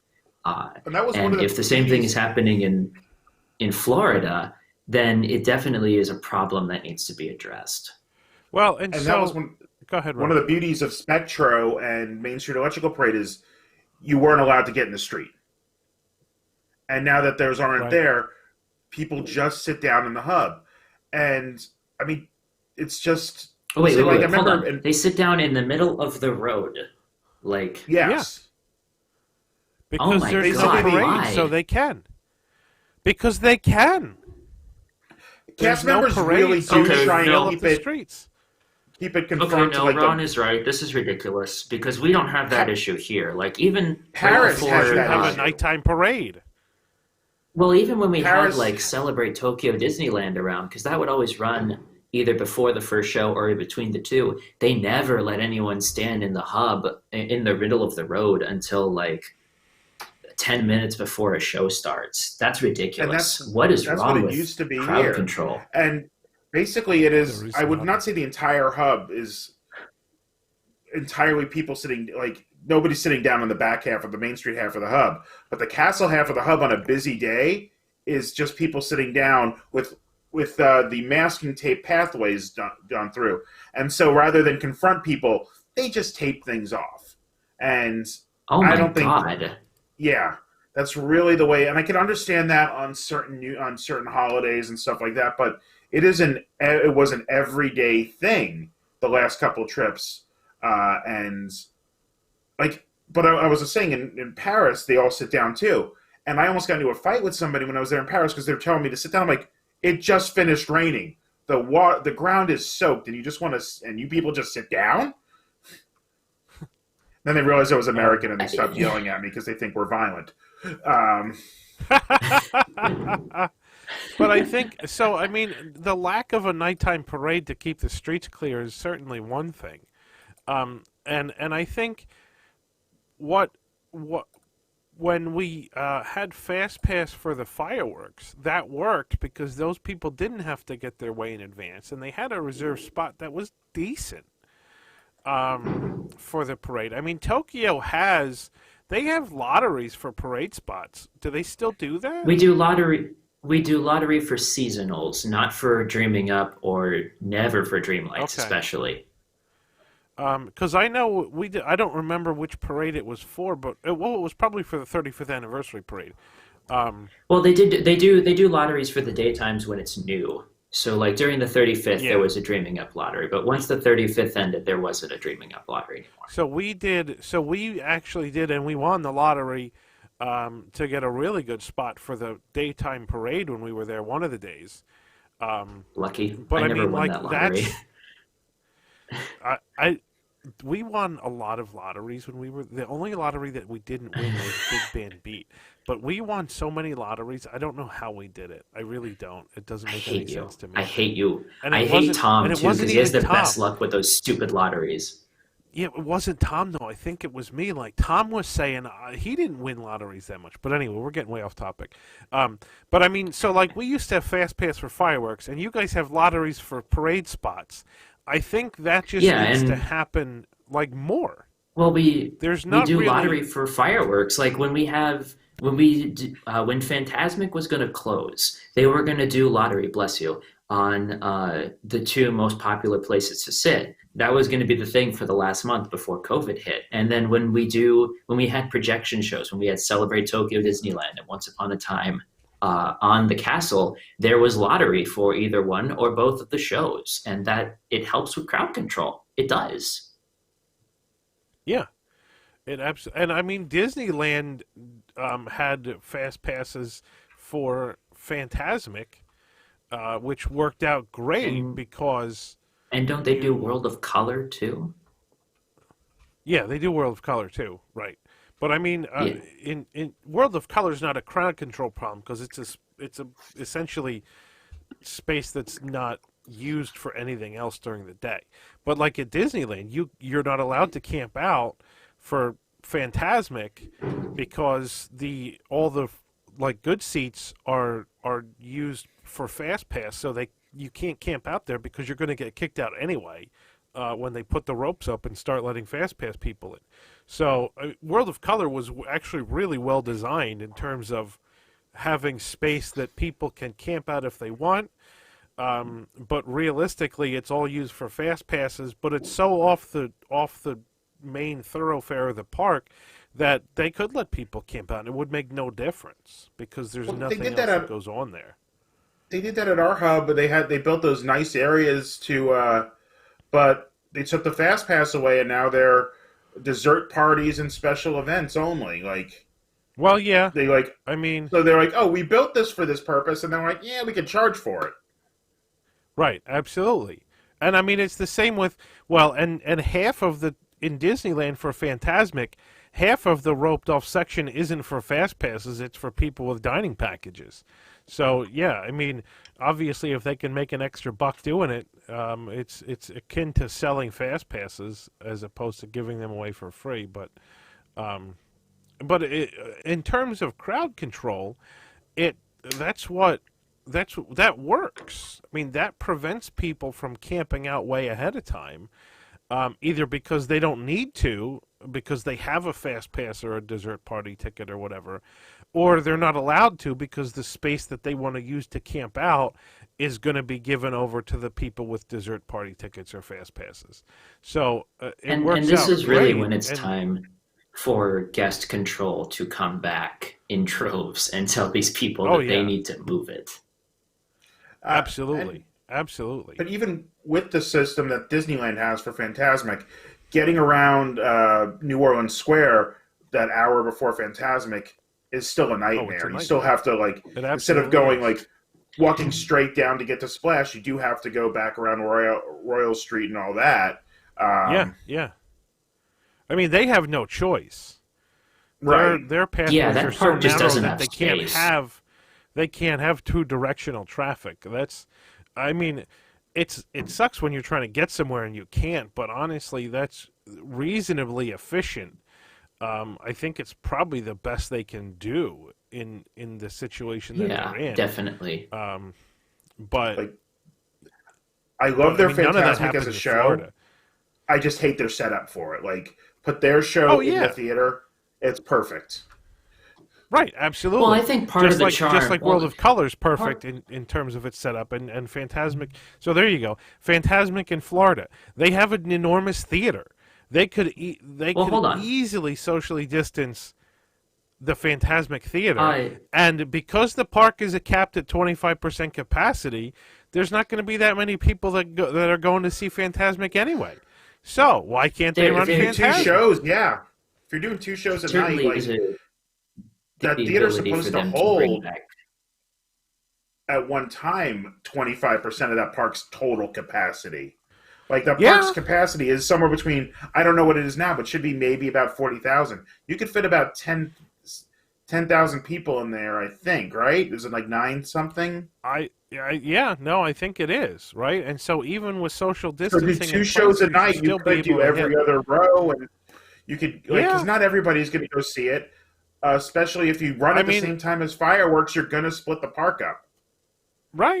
They did. I understand that. That one is extremely not, you can't do that show for that, to target that audience just because how expensive it is from a performer's perspective. That one I really do understand. But we've talked over and over again in the past couple of months about how the value of a Walt Disney World ticket just isn't there for being $125 a day. And I feel like Fantasmic would add value to being in Hollywood studios, especially with how many disappointed people you're going to have who could not get on Rise of the Resistance. Right. I mean, that's the thing. Fantasmic Go ahead. We're paying the same amount for a ticket, and Disney's essentially deciding to just put more of that money in their pocket and not spend it on things that they used to spend it on. Yeah, and they're using COVID as an excuse to do that. That's the problem, and that's my issue with it, is that they could absolutely say, Fantasmic is a very expensive show, and we can't afford to run it with socially distancing because the theater wouldn't hold enough people to make it financially viable. I think people would understand that. For Fantasmic, it makes sense. They're using COVID as an excuse and saying they can't socially distance, but yet they can run shows in the Theater of the Stars right next door and put the social distancing markers on all the seats and have no problem doing it. So my issue that's the is same argument fact that could be made about virtually any other entertainment offering at the park. Absolutely. I mean, right. We've already seen, I know here at least, USJ's doing in-theater shows. They split the rows, they space you out. It works. I don't know why TDR is not doing it, because they're laying off all their entertainment people or trying to force them to quit. And the same thing could be done at Disney World with Festival, with Beauty and the Beast, with Fantasmic if the value proposition is there for them. They were using Beauty and the Beast theater, obviously, so... Yeah. Right. These are things that could be done, and it feels they were using Beauty and the Beast theater for a production that cost a lot less money to put on than Beauty and the Beast. Well, didn't they can't use COVID as the excuse? That's my point. They could use Disney these sites to do something else. Did Disney ever say that they were making a profit or that they were explicitly losing money operating Walt Disney World? Because I feel like we heard that at some point. No, they are not. It's not either of those. And the way they explained it is they are currently getting a positive contribution. They are not making a profit as of the last time we heard them speak in an official capacity at a shareholders meeting, which means they are covering the variable costs of having the parks open with the crowd that's there and making some of the sunk cost back. And that sunk cost is, carrying debt, employees that cannot be furloughed, stuff like that. So they are somewhere between breaking even and, losing money. Like, the parks are helping. They're not losing as much money by having the parks open, but they're not making money. And I don't know if that is now that they've expanded things and more resorts and whatever, who knows? But that was where we were a couple months ago.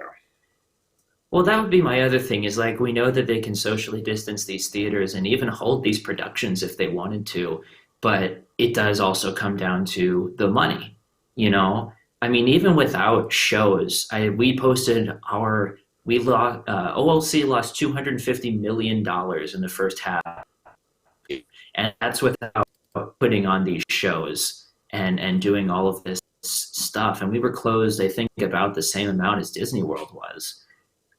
So if Disney is managing to find this balance between losing money and breaking even, and you have to. We as fans expect a certain standard from Disney, and that's fair of us, but we also, have to be realistic and question whether the money is really there for them to do these sorts of things. Can they finish Epcot forever and still with some nebulous definition, or call it some nebulous definition of safe? Can they justify doing Fantasmic? Can they justify doing something in the Theater of the Stars? Well, and I think I said this one of the other times I was on here, is part of the reason I don't think they're doing fireworks is because without the dining in the parks, like the amount of dining that they normally do, people are still not staying as late. I think people are giving up earlier in the day. And now for sure. And so I think that's, so even the people the lower crowds that they are getting, they are not having the people stay late to watch the fireworks. Now that it's getting dark at this time, that might be a different story. But that's part of why the hours weren't extended and things like that. And I completely understand that from an operational perspective. You think to the late 90s, early 2000s, you did not get fireworks every night at the Magic Kingdom.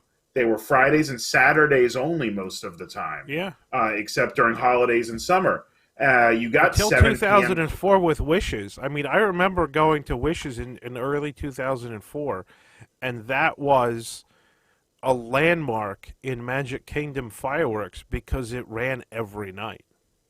Right, you would get over the summer. You would get, and that was about the time fantasy when every night, but.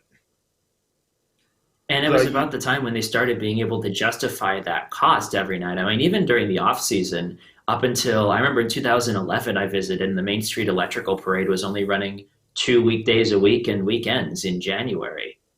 Yep. It is about the money.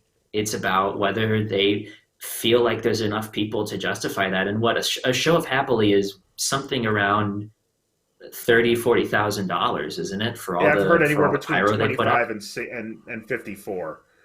I've heard those numbers. Yeah. Those shows are anywhere between 25 and 50. So I think Fantasmic is like $25,000 a show, which is a lot of money. Not like we got to think. Yeah, not to on Disney's major budget, that's but fine. You're fine. adding that up. But when you're paying $125 to get into the parks, and there's 20,000 people in the parks. That's like $1.50 out of your ticket for fireworks. Oh yeah, no, there's definitely something that needs to be done with that. And even putting in not getting rid of the orchestra at the Beauty and the Beast Theater, people might not have been going to it, but you're offering something, and the few people that are going to it are probably covering your costs. It's something that certainly with the lack of other entertainment offerings and stage shows, we talked about this weeks ago that their calculation for capacity is screwy, but it adds capacity, it adds things to do in a park that has so few things to do. Like, And take the them. difference also between something like Society Orchestra, just real quick, Ron, I'm sorry. The No, difference go ahead. between something like Society Orchestra versus Phantasmic or Epcot Forever or Happily is the fact that Disney fireworks are an iconic part of the experience, not in the same way that Orchestra would be or Beauty and the Beast was. Fireworks are something that pretty much everyone who has ever thought about going to a Disney park knows happens every night, and it's like this big spectacle. And if we're talking about entertainment, fireworks are expensive, but you're also paying $125 for a ticket. And people are talking about this in the chat. Is right now most people aren't. There is a huge proportion, a much larger proportion of locals than usual who are getting pretty good deals right now. A lot of them have the passes, so that is true, and that is what's keeping things going, and are still people going in and eating food, which is a lot of where their money's coming from. So, and the people that aren't are probably not taking weekend trips right now. They are taking those week long trips because who's going to put themselves through the driving or the risk of it for a weekend trip? You're staying and you're buying those 5 to 7 day tickets where your cost per day is dropping down. Yeah, absolutely. Uh, and I think the with fireworks, and we were talking about character cavalcades earlier, and all the other parks have been doing that. Shanghai, I believe, experimented with social for parade right before they opened. And I know since July, Shanghai's been doing Ignite the Night every night, and somehow they make it safe, they make it work, they make it socially distanced. I mean, Hong Ignite Kong the was Night doing is a We Love really Mickey. cheap fireworks show, but Well, I have Well, more crowd let control perspective rather than the actual cost. And well, and Hong Kong was doing We Love Mickey during its first reopening too. Uh, there are easily ways that these can be made to work. I think yeah, there's that's a my difference point. between the American audience and the Asian audience with that as well. Um, as you said, people in Tokyo are used to the masks and used to that kind of they accept it a Tokyo lot is a more than very we have. different Tokyo is But very even different from Shanghai, and I'm sure Jason will back me up on that. but I think I'm not. Tokyo's I might very be wrong different on than this, but Shanghai. even the wearing the mask when you're sick was not just a Japanese thing. It was most of a lot of the Asian countries did that as well, Yeah, and it's But this isn't the part of it. debate about masks. No, This no, isn't but I this think this isn't really it's the way crowds comply with those kind of rules is somewhat cultural. in Shanghai. I'm not necessarily sure that's true. True here, Shanghai they don't probably true comply in with Hong much. Kong. Yeah, in Shanghai, I've never been. I've heard so many people who have been, and as far as I understand, it's really not their thing to kind of comply with everything. No, I mean, I think. No, go ahead. Shanghai. It kind of depends. Shanghai, it kind of depends. Like I think probably with the mask restrictions and things, people are better at like honestly, I would think people going to Shanghai Disneyland probably comply with the mask rules better than they do at Walt Disney World. Um, they don't comply with a The lot of thing I other think rules that say don't pee in the sidewalk, but I think they probably comply with the mask rules pretty well. I, I mean, and I not think the everybody in thing in Florida Shanghai that they obeys would that either. And I think the thing that they would have trouble with in Shanghai is social distancing. And in reality, even Tokyo has trouble with social distancing. If any of you ever read my photo reports, we have trouble with that here. uh, People congregate very naturally in this city. And Sure, absolutely. I think for us, at least, I can't speak for Hong Kong because they're not doing We Love Mickey right now. They haven't restarted that yet. They did it during the first reopening. And I haven't been to Shanghai, obviously, but I know here with our fireworks, it's easier because you can see them through the whole park because they shoot them between Disneyland and Disney Sea. So people don't Right, have to right, congregate in between, right in front of the right, castle in the hub area. And even when they do, right. uh, Well, and that's kind of get my it, it, argument for it Epcot Lagoon the fireworks too. Is that is that it's a much more open space to be able to see them. Yeah, if you had Epcot really Forever had is probably something 25% that could of be done. Epcot's capacity, you probably could do it. Like if it I was truly think, at that, you would be able to move people around. yeah, I think Epcot Forever is something that could be done. But like with Happily Ever After, Happily is so focused on the castle, and I think the part of Right. these Christmas projections is, it's budgetary, of course, but it's also they're playtesting to see how people behave and whether they can bring back Happily Ever After at some point. It's true, I could tell and you how that I people I said the same behave. thing. Well, I said the same thing when we brought back Nightfall Glow and we started doing fireworks. They're testing for the projection show. They're testing for Dreamlights. They're testing for the daytime Sure. parades. It's a toe in the water, and Disney World is, I think, doing the same thing with these projections I on the think they castle. sure I think they are. Yeah. No, and my problem isn't that they're doing projection shows, and my problem isn't that they're um not doing fireworks, honestly, because I understand you need to keep the company afloat. My problem is that they're using COVID as an excuse when it's really just money. That's my biggest problem. Well, that's on brand for the Disney company. You shouldn't be Well, surprised. it's not. No, it's not on brand, but it's perfectly typical for what the Walt Disney Company is at this point in time. It's absolutely not That's what I on brand, mean. but it's very typical it's since essentially it's 2004. let me rephrase that. It's on brand for Bob Chapek's Walt Disney Company. Yes, or Iger's for that matter. Yes. Um, but yeah, all right. So we haven't taken a commercial break yet. I want to take a quick commercial break because we've got some new stuff in the Carousel of Products store that you may have missed. And then we're going to come back and we're going to talk about, well, we can talk about more of this fireworks and all that jazz if we want to.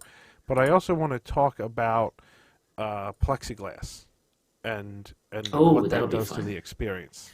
So when we come back, that'll be our next topic. Stay tuned for a word from our sponsor, Carousel of Products.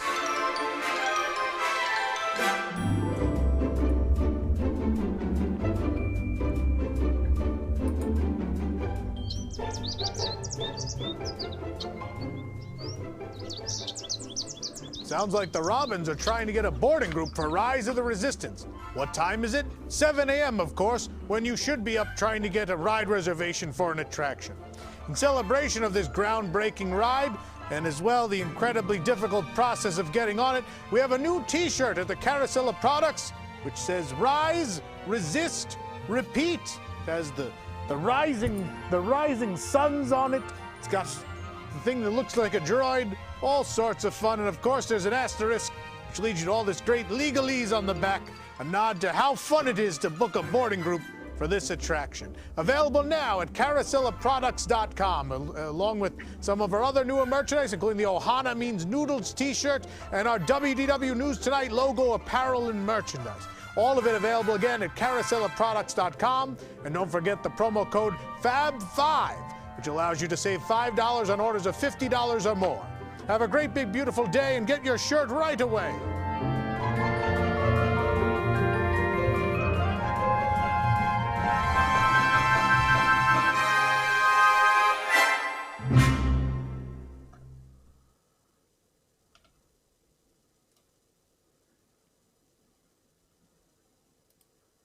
Welcome back. I am required to make a note that there was an error in that commercial, and the Rise, Resist, Repeat shirts are not $5; they are $20. That's a mistake, and it will be corrected for the next time. And Tyler has been summarily yelled at. Bag of But oranges. anyway. But anyway, yeah. So that's our new shirt: Rise, Resist, Repeat. For the Rise of the Resistance. That's our new shirt. What's really funny is all the legalese on the back, and Tom didn't read it in that commercial, but you should head over to Carousel of Products and read it because it's quite amusing. So I think we talked about the fireworks and the nighttime shows and crowd control and social distancing enough. What I want to talk about is the well, sort of as a segue, honestly. So news just came out today that they're loading every clammobile at the Living Seas, the Seas with Nemo and Friends. Excuse me. So they were loading like every third clammobile for the longest time. And now they're loading every clammobile, obviously because they need the capacity, obviously because they're letting in more than 25% of capacity into the park, even though they say it's 25%. So they need the capacity, and that's fine. They're loading every clammobile. There are no plexiglass dividers between clammobiles in that ride. On other attractions like Rise of the Resistance, like Mickey and Minnie's Runaway Railway, they are and like Frozen Ever After too now, just today, they are installing plexiglass barriers between rows in the ride vehicles. And so on Rise of the Resistance, the way that it had been was that each ride vehicle seats up to 8 people. And the way that it had been, they were loading one party per vehicle. So if your party was 1 or 2 or 3 or 4 or 5 or 6 or 7 or 8, didn't matter, you got a ride vehicle. If somebody's saying to turn up my mic, I'll turn it up a little bit. They were loading every other row on Frozen Ever After, just like they do on Pirates now. They load every other row. But now with the plexiglass in place, they can load every row in Frozen Ever After, which is great because that doubles the ride capacity. They're still only loading one party per row, which means a row in Rise of the Resistance or a row in Frozen Ever After that can seat 4 people. They're not putting more than one party in that row. So if you are by yourself, That was you're still going to before get your own normally row. too. I mean, it depended on capacity, and it depended on how easy it was for them to actually do it. But yeah, like Test Track, they have single rider lines and things. But that's a seat. But Like now, the bench seats, they never did. they've done it Like, to me at Pirates. But I mean, regardless, they're increasing capacity, which is a good thing. The problem is they're detracting from the ride experience because I haven't heard anybody. Come to me and say the plexiglass has enhanced my ride experience. Certainly, it's reduced your wait in line, but it's also reduced your ride experience. And so, again, here's the question: you're paying a lot of money for a park ticket to go to Walt Disney World, and you're getting a subpar experience. Because they're trying to fit more people in a ride vehicle to increase capacity. Now, obviously, as Spencer was saying right before the break, this is probably a test to see how well this operates, to see how well attraction capacity increases so that they can eventually increase park capacity from whatever it is now, which they claim 25%, to something higher. This is it. It's clear that even if they were permitted to, they couldn't go back to like 100% park capacity. But it's obviously the goal is to get to something higher than what it is currently, whatever that number happens to be, if it's 25% or more.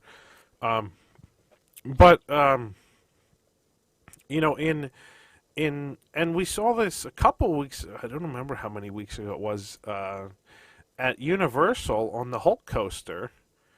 They decided to just start loading every row on the Hulk coaster, whereas before it was every other row. Now there's no plexiglass on the Hulk coaster, but at some point they decided that the social distancing rules either could just go out the window, like with the clammobiles, that they don't need to do it anymore, or that plexiglass, like a 2-foot piece of plexiglass, is enough to keep the COVID germs from getting to you from the people in front of you. and I don't know whether this is based on any scientific evidence or not, or whether they just it's probably more along the lines of safety theater, as we've said in certain other instances. I mean, so you've got plexiglass on rise, which is plexiglass is pretty clear. I mean, depends on how dirty it gets, but obviously, in a lot of the queue lines, you see the sticker that says "Please do not touch" because it could get dirty really easily, and that's not super sanitary. So plexiglass is one thing, but then you've got like the vinyl shower curtains, for lack of a better description, like they have on Kilimanjaro safaris, which are much harder to see through than plexiglass. And so, I mean, you're paying a lot of money to get into the park. You're already dealing with crowds that are more than potentially more than what they were in the past. You're already dealing with the fact that you can't get fast passes, and now you have to experience these rides while looking through a piece of plastic. And I can't imagine that that's going to go over well for people that are spending tons. I mean, annual pass holders, one thing, fine. But I can't imagine that's going to go over well for people that are spending tens of thousands of dollars or whatever to come for a week, and they're staying at the Grand Floridian. And, I can't imagine that these subpar experiences for the amount of money some people are spending is really going to be acceptable to these people. And somebody in the chat just said the illusion of safety. We talked about security theater with bag checks and stuff, and I think this is just safety theater. Because and I said a long time ago, I don't want to get into a mask argument here, but social distancing, if you believe that social distancing works, that's because at some point some scientists said that COVID germs don't travel more than 6 feet away from you. But if you have a mask on, then it doesn't matter because the COVID germs can't travel that far anyway. And so if you're staying 6 feet apart, you really don't need a mask, according to the scientists that came up with this 6-foot rule. And so if you're wearing a mask, then do you really need plexiglass? Because can the COVID germs just like go around the plexiglass? At some point, you have to realize that having more things that people can touch might make contagious diseases easier to transmit than otherwise. So I don't know. I mean, I'm not saying that I don't know what is actually the best way to do things from a scientific point of view, but I'm just saying that there's a lot of things that Disney is doing that don't seem to be all following the same set of guidelines, right? Like they're supposed to be at 25%, and everybody except for the marketing department thinks that it's way higher than that. And they're not allowed to have fireworks because of social distancing, but they can have castle projection shows, and you can't sit every row in a Pirates ride vehicle, but you can sit every Clammobile in a Seas with Nemo and Friends ride vehicle. And so, do they have? Bill asked, do they have plexiglass on resort buses? They absolutely do. So the plexiglass on resort buses is a lot like it is on the Jungle Cruise boats, where it's kind of in the seat, and so, again, on a Jungle Cruise boat, you can be sitting right next to somebody, and there's a piece of plexiglass between you and that person. And if you were going to look right at that person and sneeze, the plexiglass would stop the aerosol particles.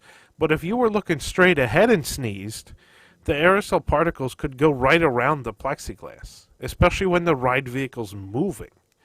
And so, But I think it's that projection my of them going in one direction kind of thing is why the plexiglass is there for people who think, I don't know, like obviously the science in this is still not settled anywhere. We have to say that like things do change. We're still working on this. We're working on everything. But I mean, whether it is best practice or not is to just put in more safety measures and get as many people in. I think it's a trade-off. You I think getting more if more people could do twice as many rides, I think more people are like my view is not 100%, but I could do twice as many rides. I think people are like that. Well, that's more value for your money, right? That's as simple as it comes down to, really, is that the more rides you do, the better the value for your money. And we talked about this a couple weeks ago, too, where, like, I went to the Magic Kingdom a couple weekends ago, and I did 2 rides. You know, like, if I was paying full price for a ticket, that means I spent $60 to go on the riverboat, which is kind of absurd. And so, yeah, I absolutely 100% agree that the higher the capacity they can make these attractions, the better. But the other issue is that, at some point you can make the attractions, you could make the attractions like super high capacity and seat everybody next to each other and just put everybody in a plastic bag. That's going to detract from your enjoyment of the attraction, and so is looking at animals on the safari through a shower curtain. And so there needs to be a balance of safety and capacity, but I don't know.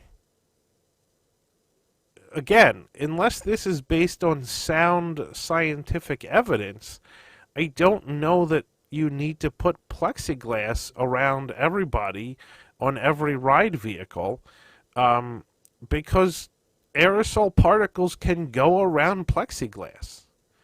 I mean, it makes some sense in a queue for an attraction where people are standing still for a good portion of time, but anywhere that you're in a ride vehicle that moves, I mean, the air is moving when the ride vehicle's moving. And so the air goes around the plexiglass and can carry these aerosol particles around the plexiglass really easily.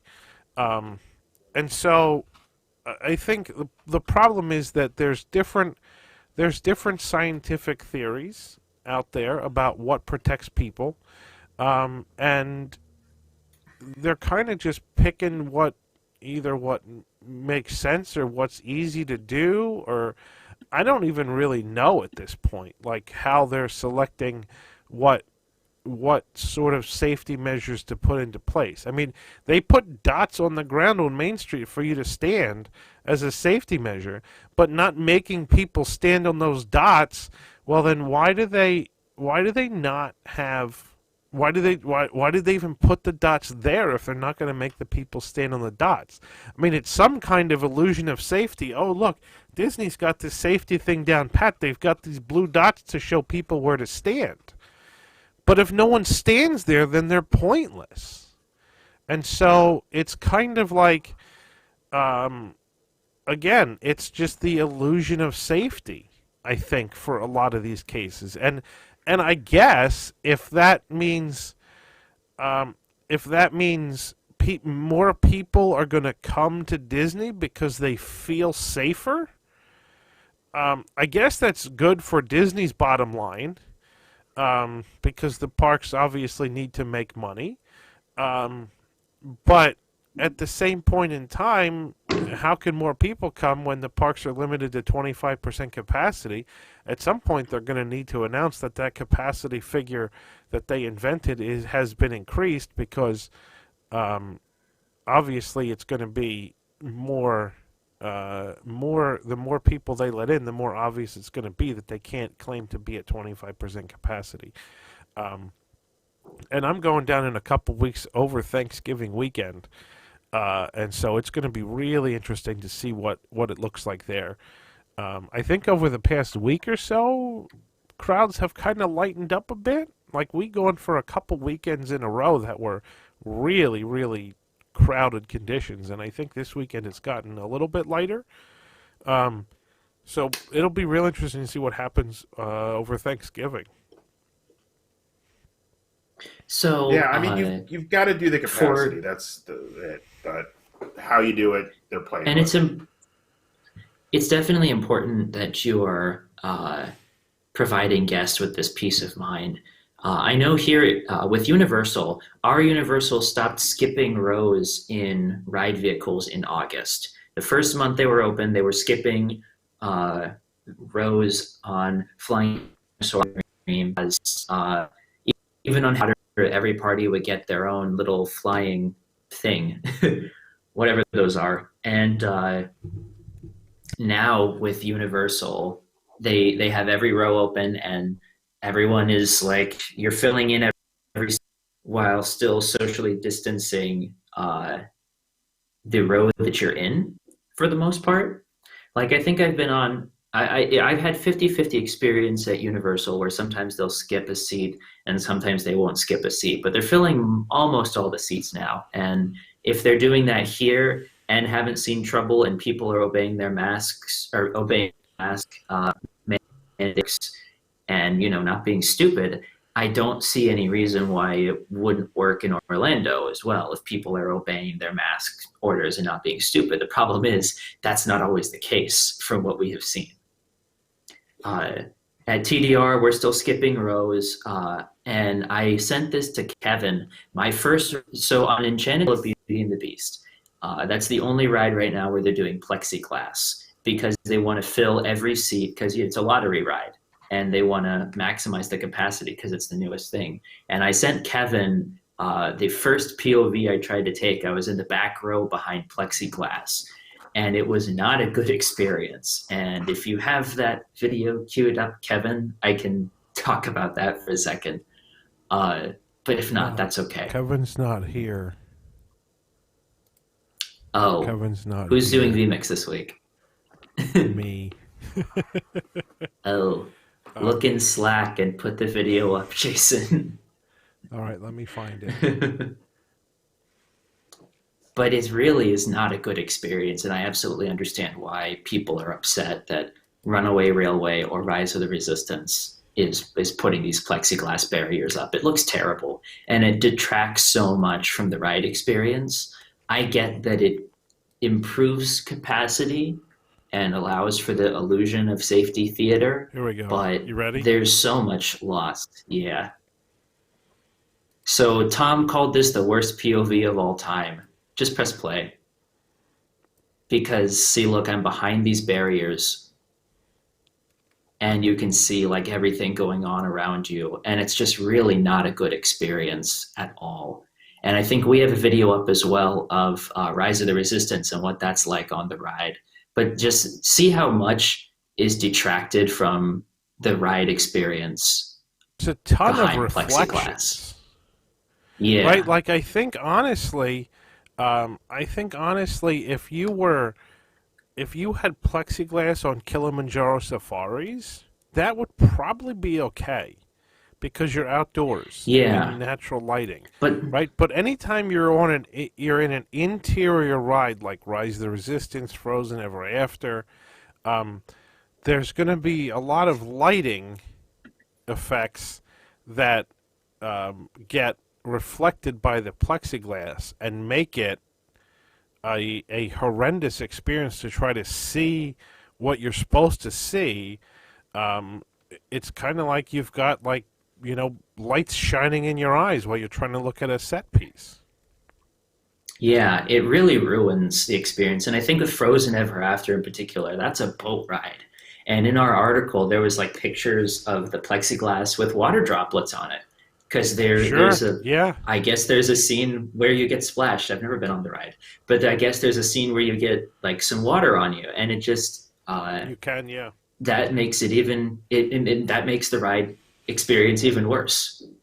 It's one of these things where it feels like the trade-off is not worth the benefit.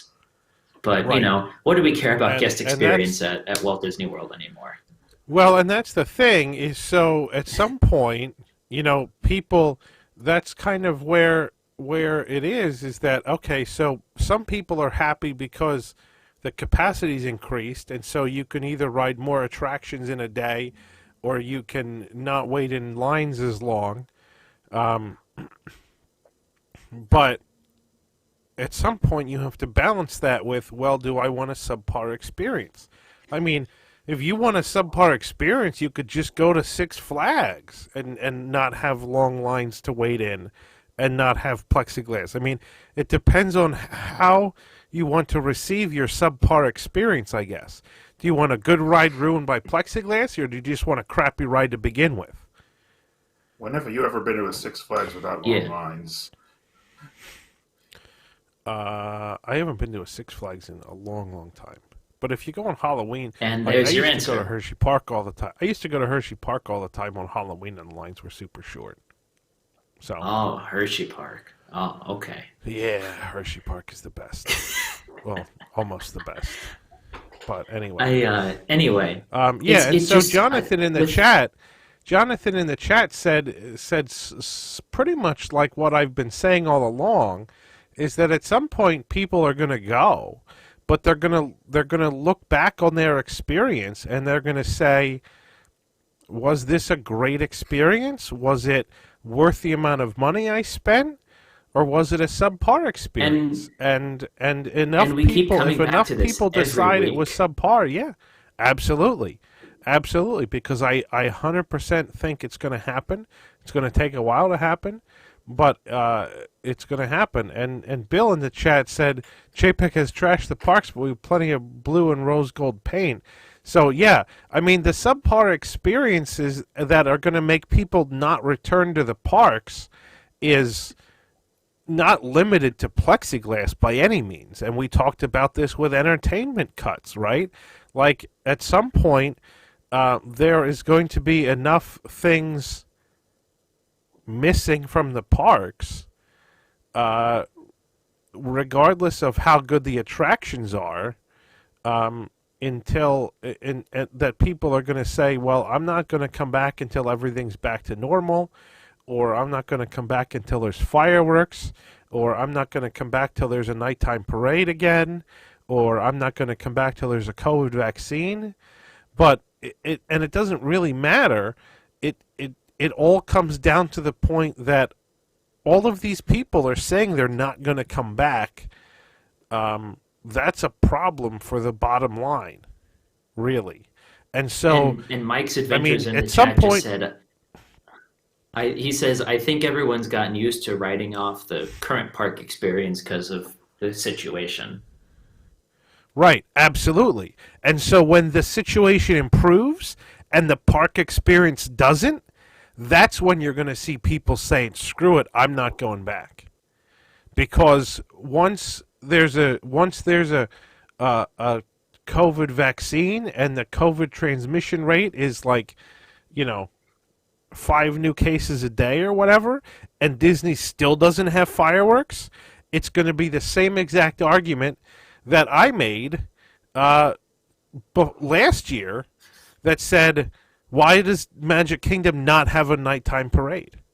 There's no excuse. Absolutely no excuse. And once the pandemic is over and there's no fireworks and there's no Grand Floridian Society Orchestra and there's no stage shows because they fired all the entertainment cast members, people are going to be like, why is this gone? Why is that gone? There's no excuse.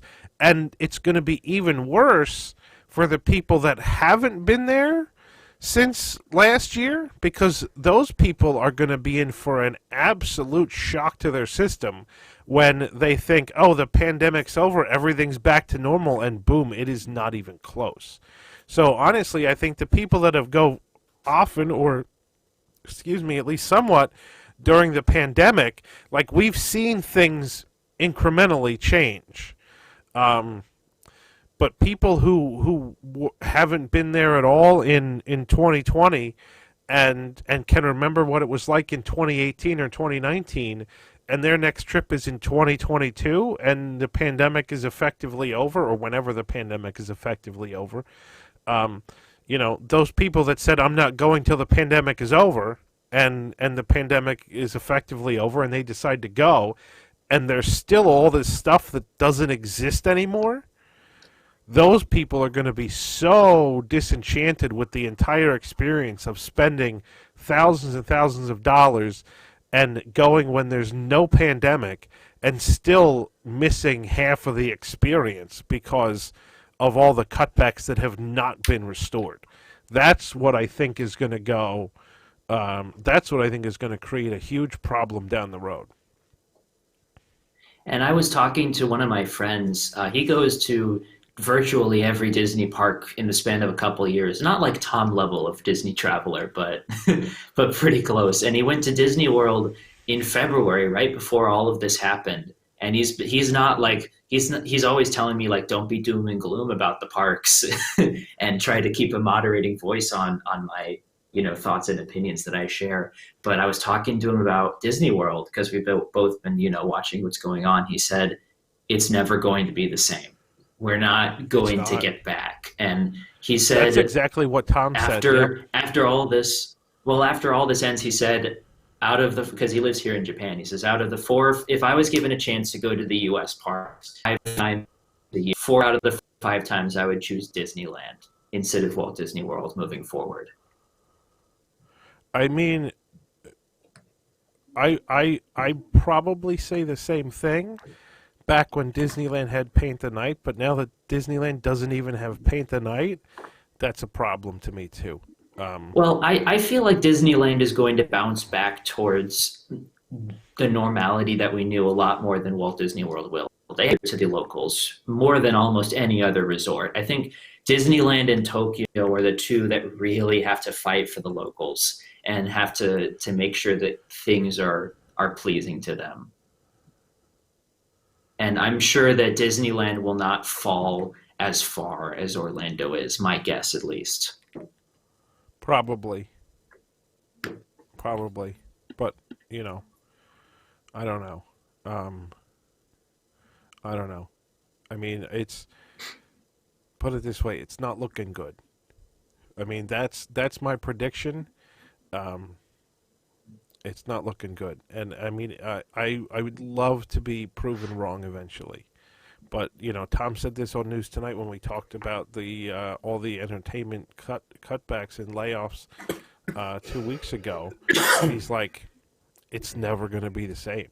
There's clearly stuff that is going to come back. I mean, they kind of have to bring back things like Indiana Jones Epic Stunt Spectacular because you can't have a park with so few attractions and let people in. So there's obviously certain things that are going to have to come back.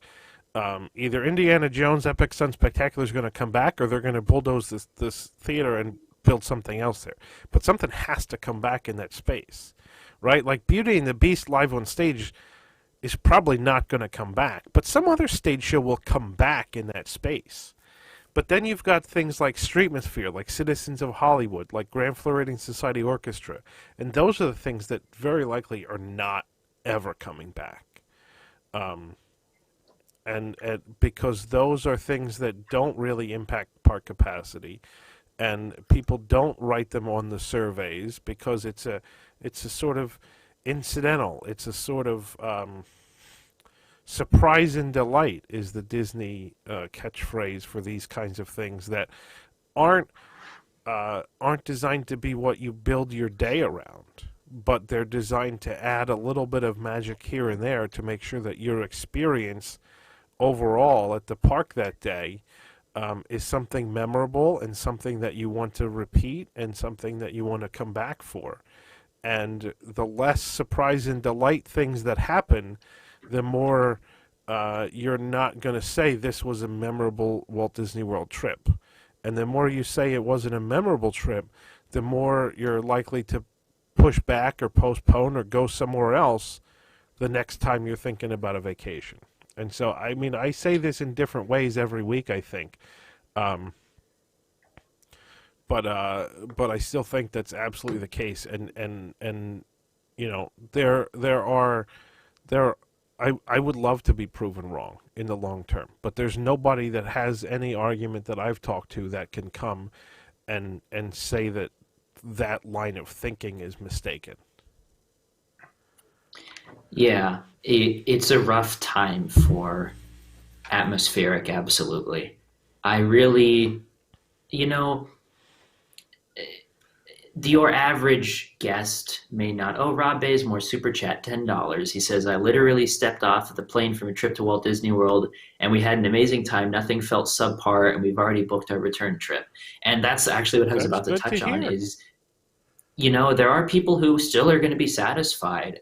I still think that what Disney is missing is the long game. People are still going to Absolutely, right? come.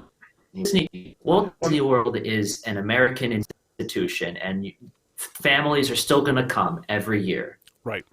There will always be a new family to come to Disney World, but what you're not creating as effectively are the return families, the ones who make it their annual Yep. trip to go back to Disney World. Because, Yep. sure, they Absolutely. might do it 3 or 4 times, maybe, but they're not going to do it over and over and over again if it's just the same rides all the time. There's Yep. no shows, there's no extra magic to it. It's just the same rides. Then maybe they'll go to Yeah. Disneyland instead. Maybe they'll Well, start. and God yeah. forbid they start discovering the parks overseas. Or Universal for that matter.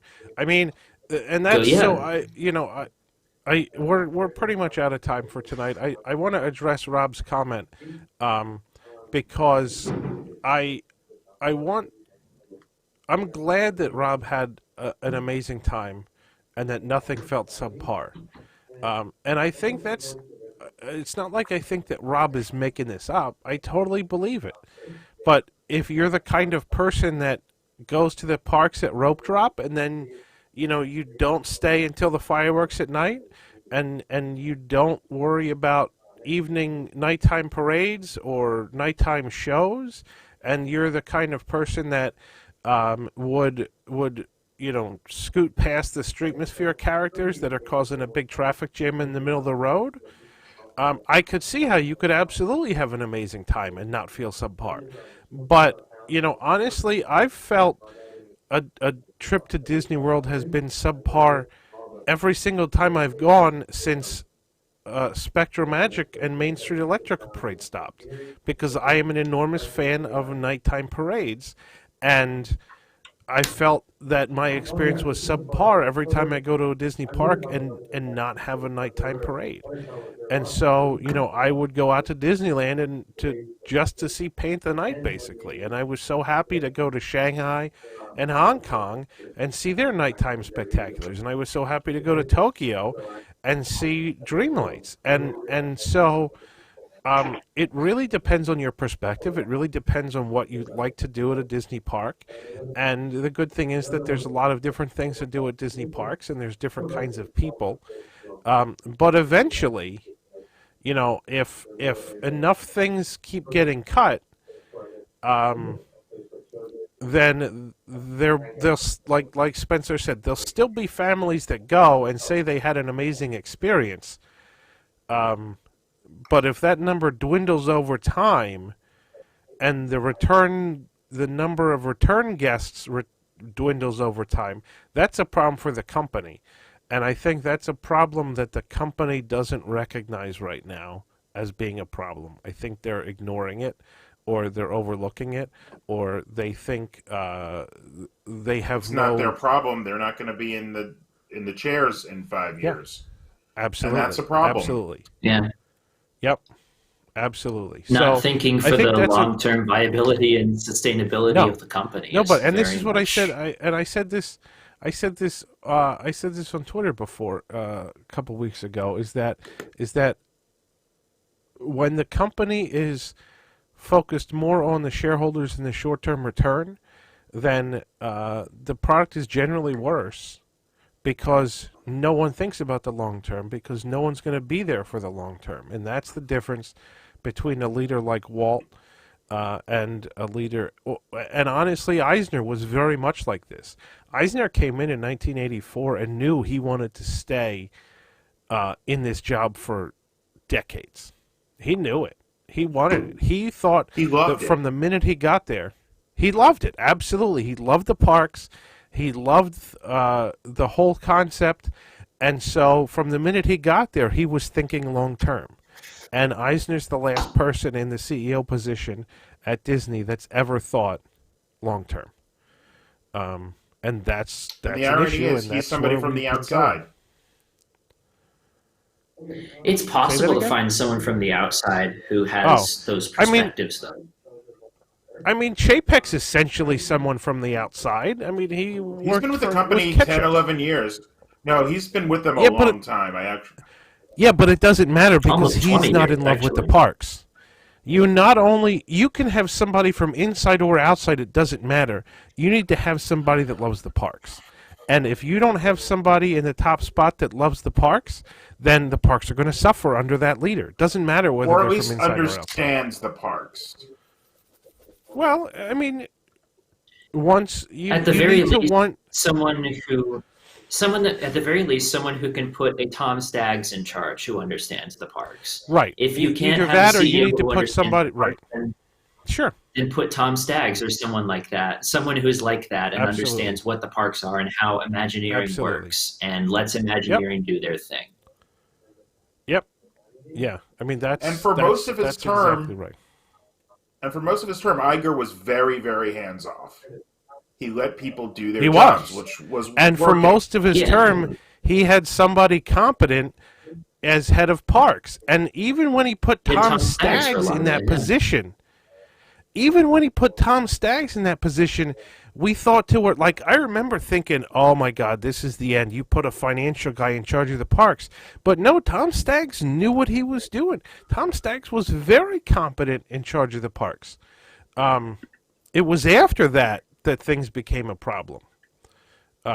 So, yeah, when was the last time that Bob Chapek walked the park? Well, I think he was seen in Disneyland, but that was only at the front gate.